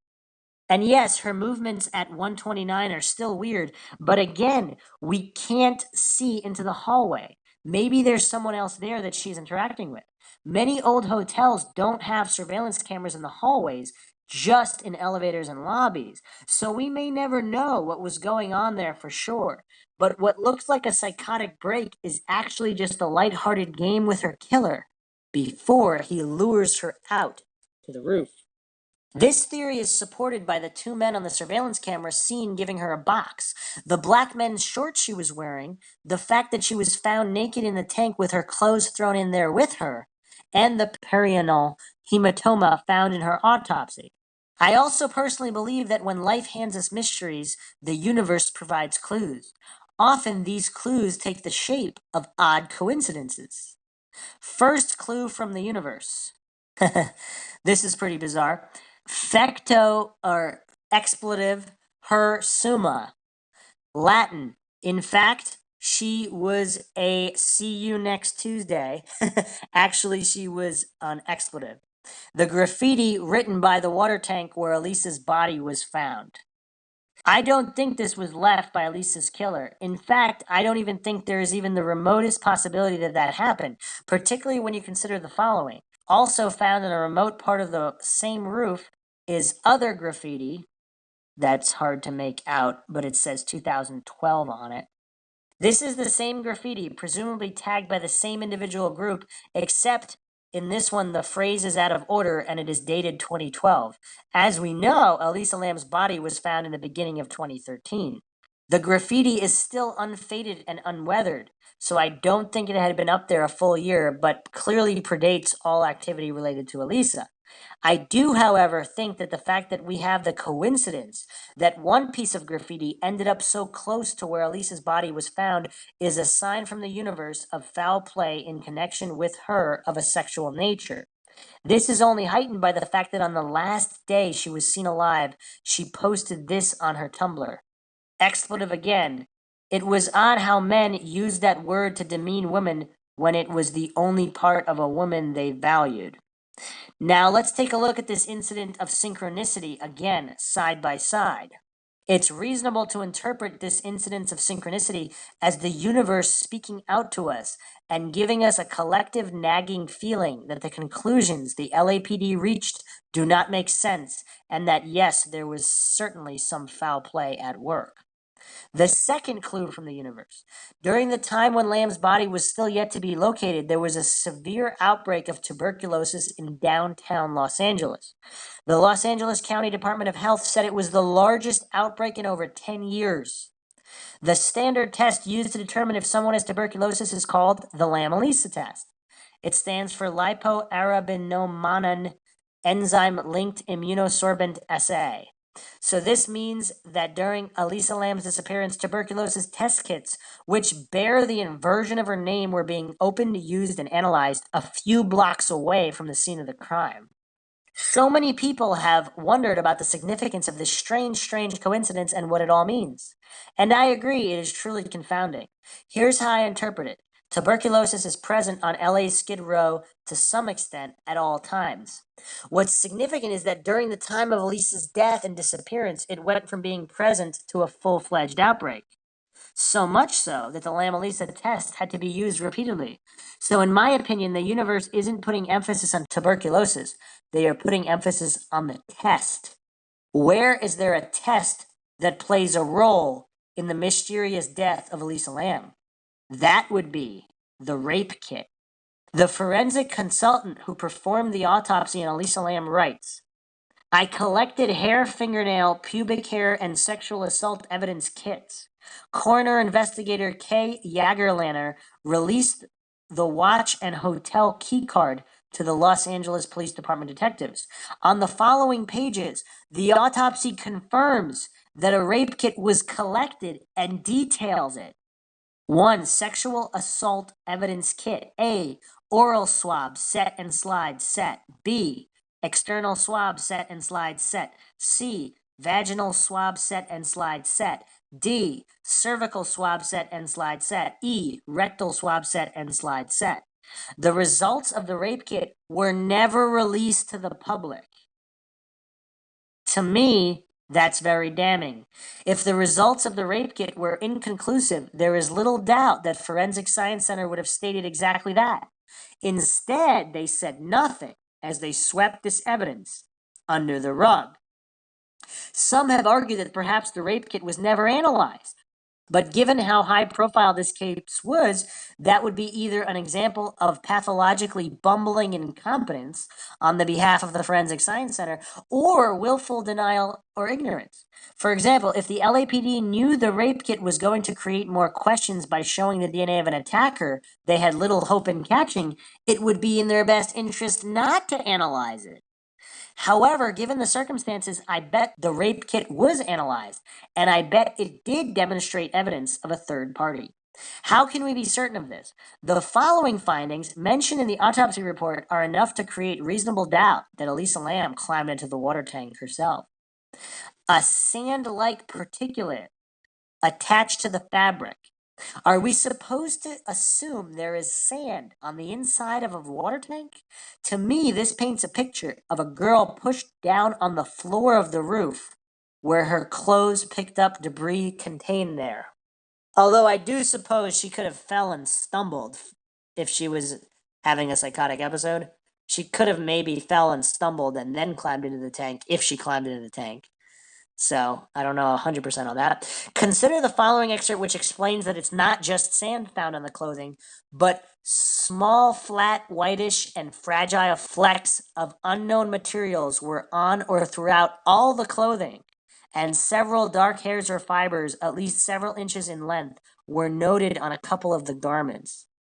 If dark hairs several inches in length, and by now we know that Elisa Lam's hair was much longer than that, were found on her clothing, even after being submerged in water for 3 weeks, then one can only imagine what might have been found inside her vaginal cavity or under her fingernails.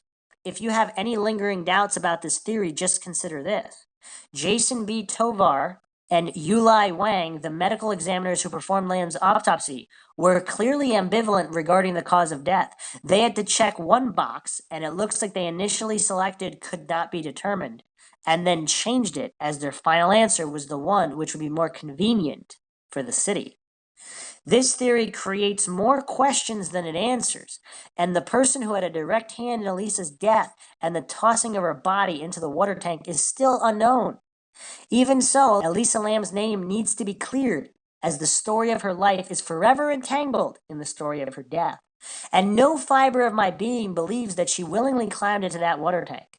There was definitely foul play at work, and the LAPD is likely aware of that, as are Detectives Tennell and Detective Starnes. These detectives and the entire Los Angeles Police Department were not in a place to catch her killer or the person associated with her death. And instead of acknowledging that, they gave the public and Lamb's family the answer that was easiest for them, even if it was heinously inaccurate. And for that, Elisa, I am sorry. You know what's crazy is that this article, written by someone who believes in synchronicity, ghosts, is way more logical than the other article. What do you think? That could be. What do you mean it could be? Did you hear the articles or no? I heard it. This sounds more interesting. Well, I was saying, is it more? I think it's more logical. You don't think so? I got the two articles mixed up in my head. No surprise there. Okay. So, what do you think about the rape kit? It's just not. Was it never tested, or was it tested and the results never released because it did show an attacker? See, that's something that I could see. Wait, so it shows an attacker? Like, No, I didn't say it. Okay. I said it was. they never released it. So what are the options?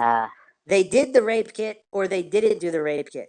If they did the rape kit, They should release it, it's possible it shows an attacker because they but they could've- won't release it. It's just fucked up. Exactly. That's some fucked up shit, man. I know. It's like what the fuck, man? Just fucking release it and shit. Yeah, it's a bizarre case. It's just stupid. Like that's why like I don't the tax theft police funded. I don't know. It's just fucked up. Like, Well, I mean, it just never works. I can see how they don't want panic because there's a killer on the loose who's raping and killing women. Like, it's definitely easier to just rule it accidental death. Here's the thing, though. I could see how they might not want to release the details of the rape kit because that does violate her privacy. Because let's say the police really believe it was accidental death, unrelated to a possible rape or whatever beforehand. And if they, let's say they did the test, they found out who it was a guy at the hotel, and let's say he had a bulletproof alibi that day, so they know he didn't kill her. So then why would they release his name, you know what I mean? Or the results of the test. Now, I'm not saying that happened. I'm just trying to come up with scenarios where the LAPD might not release it. Obviously, I mean, I don't know if that happened. It's just the whole thing's bizarre and how they changed the autopsy from unknown to accidental. I mean, the whole thing's bizarre. So to just write it off and, oh, it was clearly accidental death. Nothing to see here. Don't investigate any further. That's just, yeah, that's not right because once again, the truth is not afraid of investigation. What do you think of Leah Mayette saying that synchronicity is showing us clues? Like the Lam Elisa test is showing us that there's a clue in the test, and the test is the rape kit test. And what are the chances of the coincidence between the graffiti found right next to where she was found and her own social media post? I mean, how many coincidences are we gonna accept? Yeah, I missed the relation with the graffiti. I mean, I remember reading some kind of article like it has nothing to do with it because it's like fucking 2003 or some shit like that. Or It's a I couple don't know. weeks. It's 2000. The graffiti was 2012. Oh, but who's making the connections? In this article, Uh, you had paid attention. yeah, I guess I missed the fucking thing completely. The last day she was seen alive, she posted this on her Tumblr. So they're talking about this specific expletive, the "see you next Tuesday" word.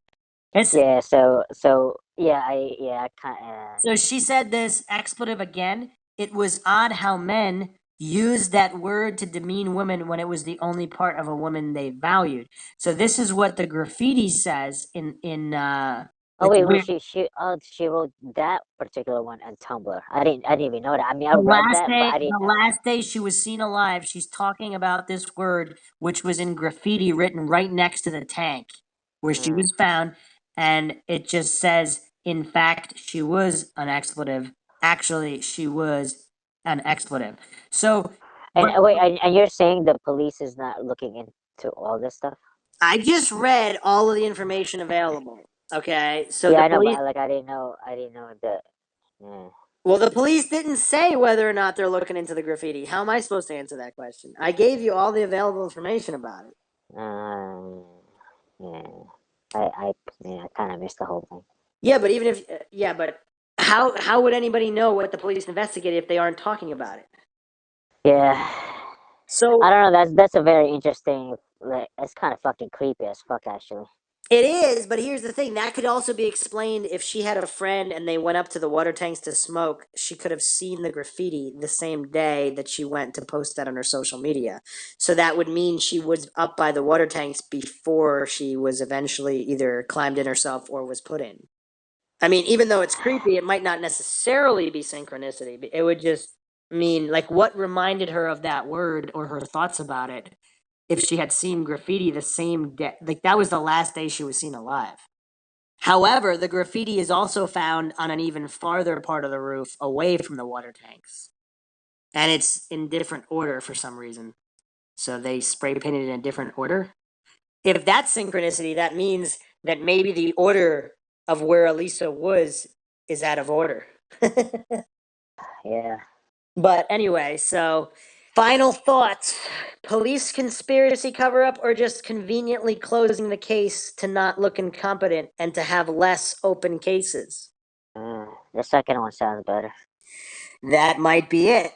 So, this podcast series is ongoing. There's plenty more to investigate, including more conspiracy minded outcomes and theories, which also have a lot of evidence, believe it or not. Some even more bizarre coincidences than the ones we've listed here. As always, if you like the podcast, you can donate to our PayPal. Check the link in the description. Make sure you subscribe to the channel. If you like the channel, hit the like button. Feel free to share it across social media. Any questions, comments, thoughts of any kind, leave it in the comments section. Like our Facebook page. You can also check us out Twitter, Reddit, Patreon. This is Bruce McGuire signing off. And Maxwell Powers. We'll catch you guys next time.